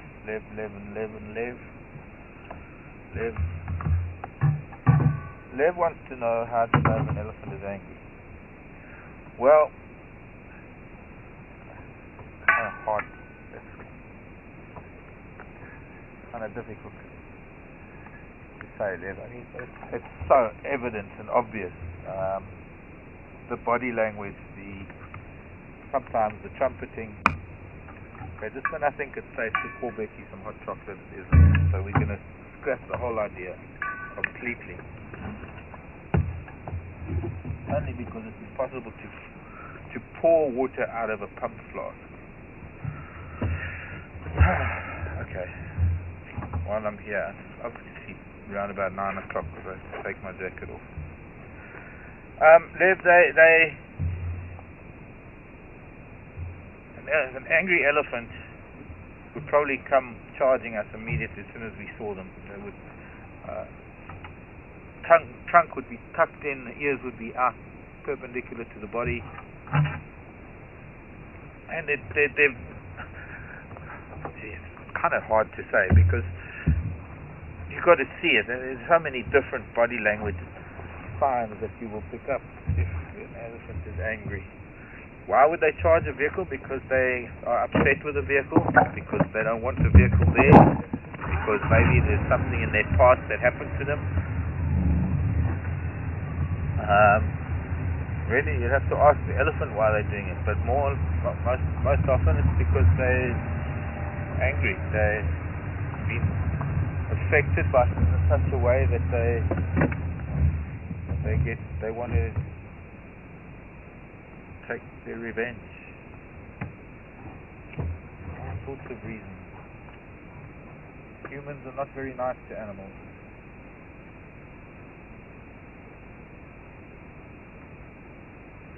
Most of the time. Sometimes you get people that tease them and do all sorts of things to them. Here in Thornybush does it happen. Here in Thornybush the guards are all respectful. I'm talking about places like Kruger National Park where the general public can drive around the Kruger National Park. And people do silly things, animals to react in a particular way. Okay, she's got one branch in her mouth and she's carrying the next branch after she's finished the bark of that one in her and then drop it, and she's got the next one lined up. Okay, there we go. And she decides that one is it? No, yes, getting used to it. Playing with her food.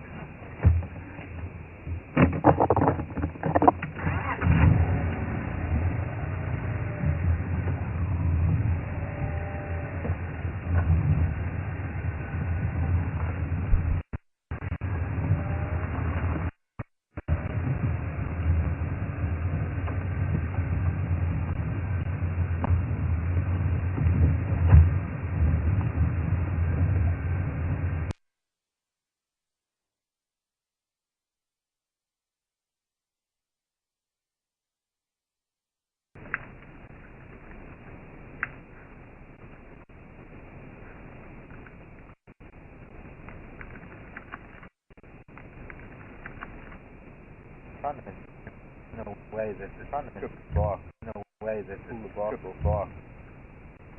off. Very tiny piece. Very troublesome. Tiny bark. Very troublesome. Bark.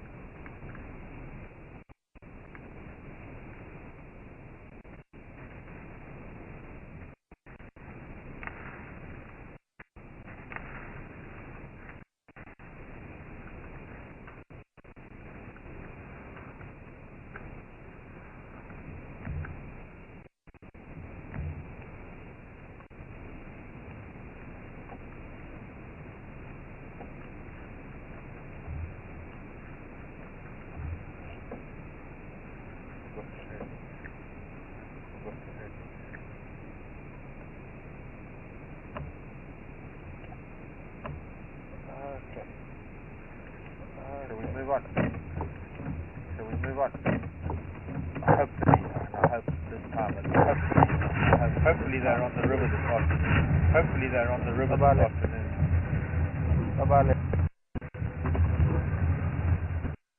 Tell the rest of the clan I say goodbye. God.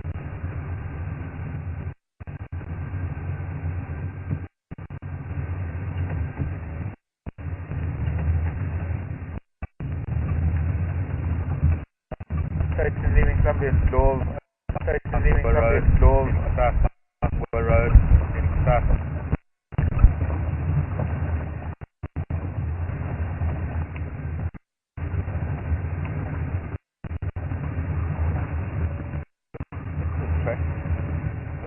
This track.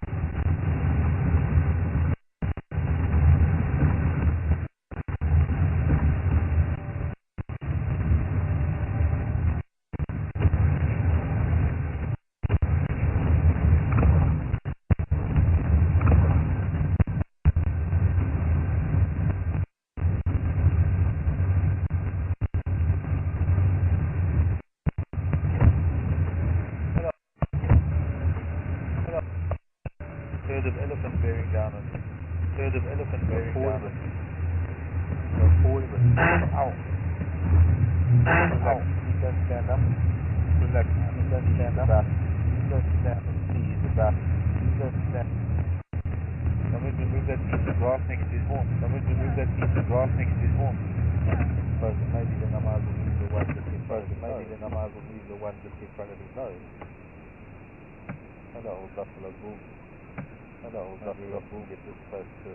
Not very often get this close to buffalo bull. Buffalo bull. As long as he's chewing, you're fine. Keep chewing. As long as he's chewing me out the corner of your eye. Chewing when you look at me out the corner of your eye. Listen. Things are different.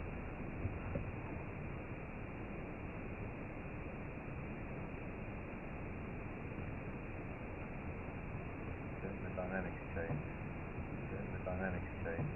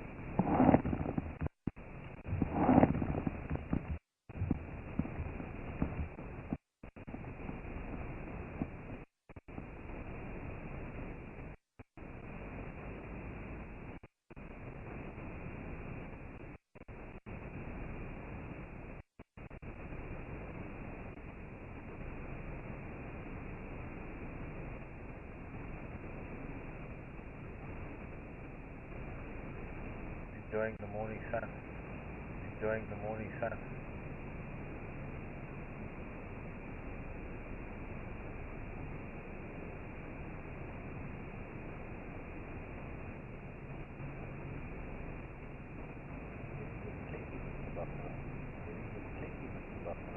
Your nose is supposed to be wet. Your nose is supposed to be wet.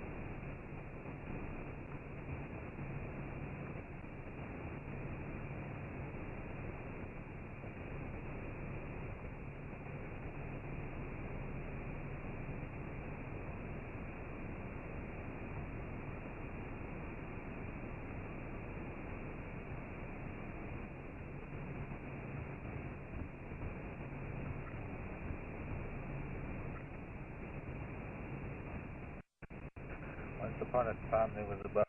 Once upon a time there was a buck. Saturday morning sunshine.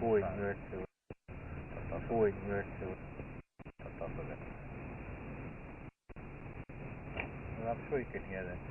I'm sure you can hear them. A couple of the youngsters might change. A couple of the youngsters might change. Get a little bit cheeky with them. Get a little bit cheeky with them.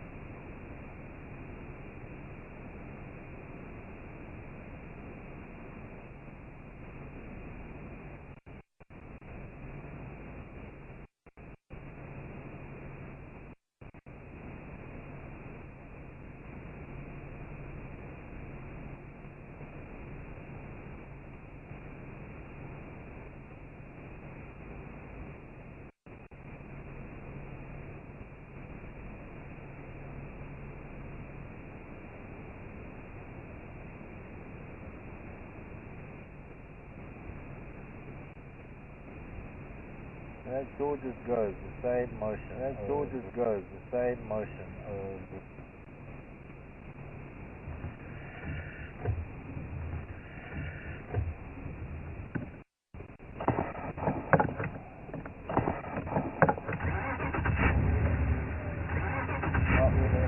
Not going to disturb you. Not going to disturb you any further. Bye. Man. Bye. Pretend you're not there. You pretend you're not there. You're not there. You pretend you're not here.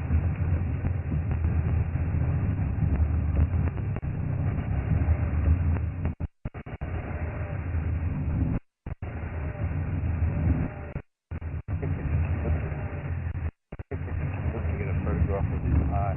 Let me get a photograph of his eye.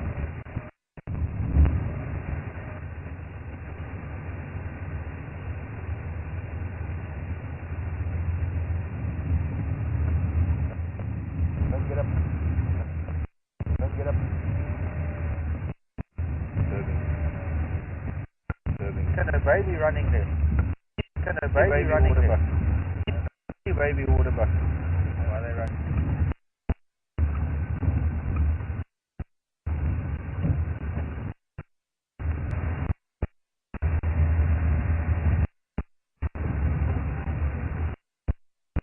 You still there?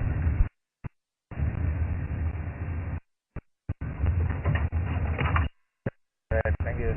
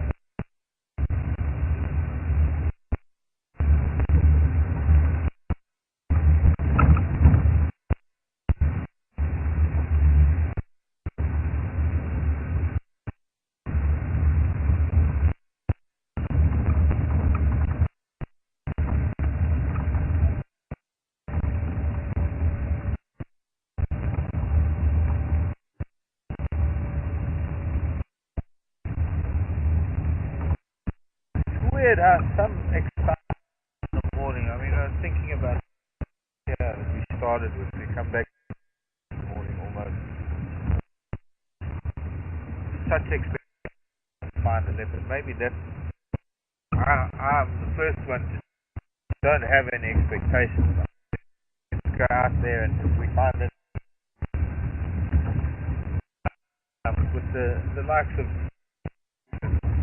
kudu shouting at that leopard.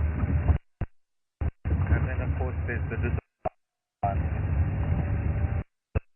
puzzlement, the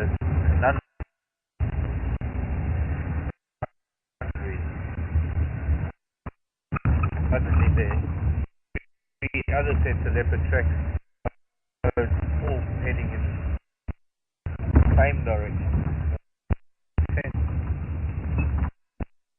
Without getting out of the car and making sense of it, left with the question. He was obviously last night. Maybe hunting do here. Maybe that's why we see lion and leopard tracks these roads, because the bush is so it's probably impossible for them to hunt through the bush. The only way they can hunt up and down a road,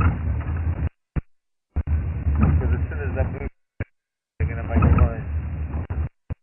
Grass. Up a particular road,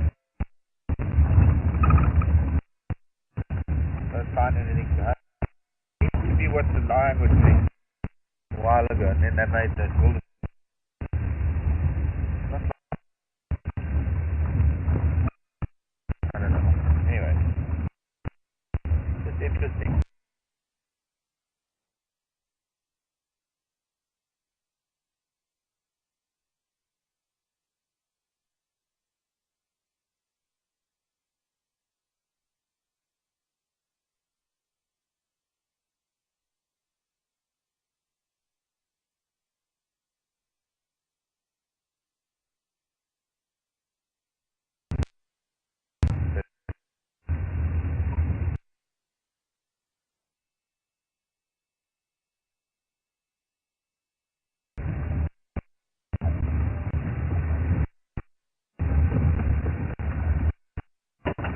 Other thing we can do is come see where this leopard walked on top of my firstly, lay down on these roads.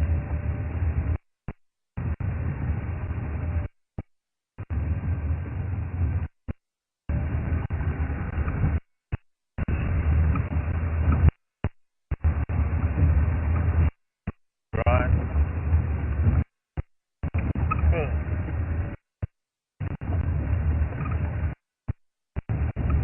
Oh, and a bit of families here in the riverbed this afternoon. Hoping we'll have a good crowd Saturday afternoon. Saturday morning. The western and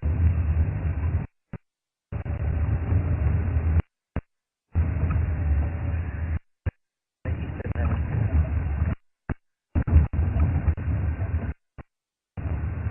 That will be second time. Have to sleep now if anyone is going to. And later, me Mark from Becky at the back. Ryan up across the river. Aaron and Basil. So it's not cool, it could be. And from the elephant. Goodbye, everyone. See you tomorrow. No, yes.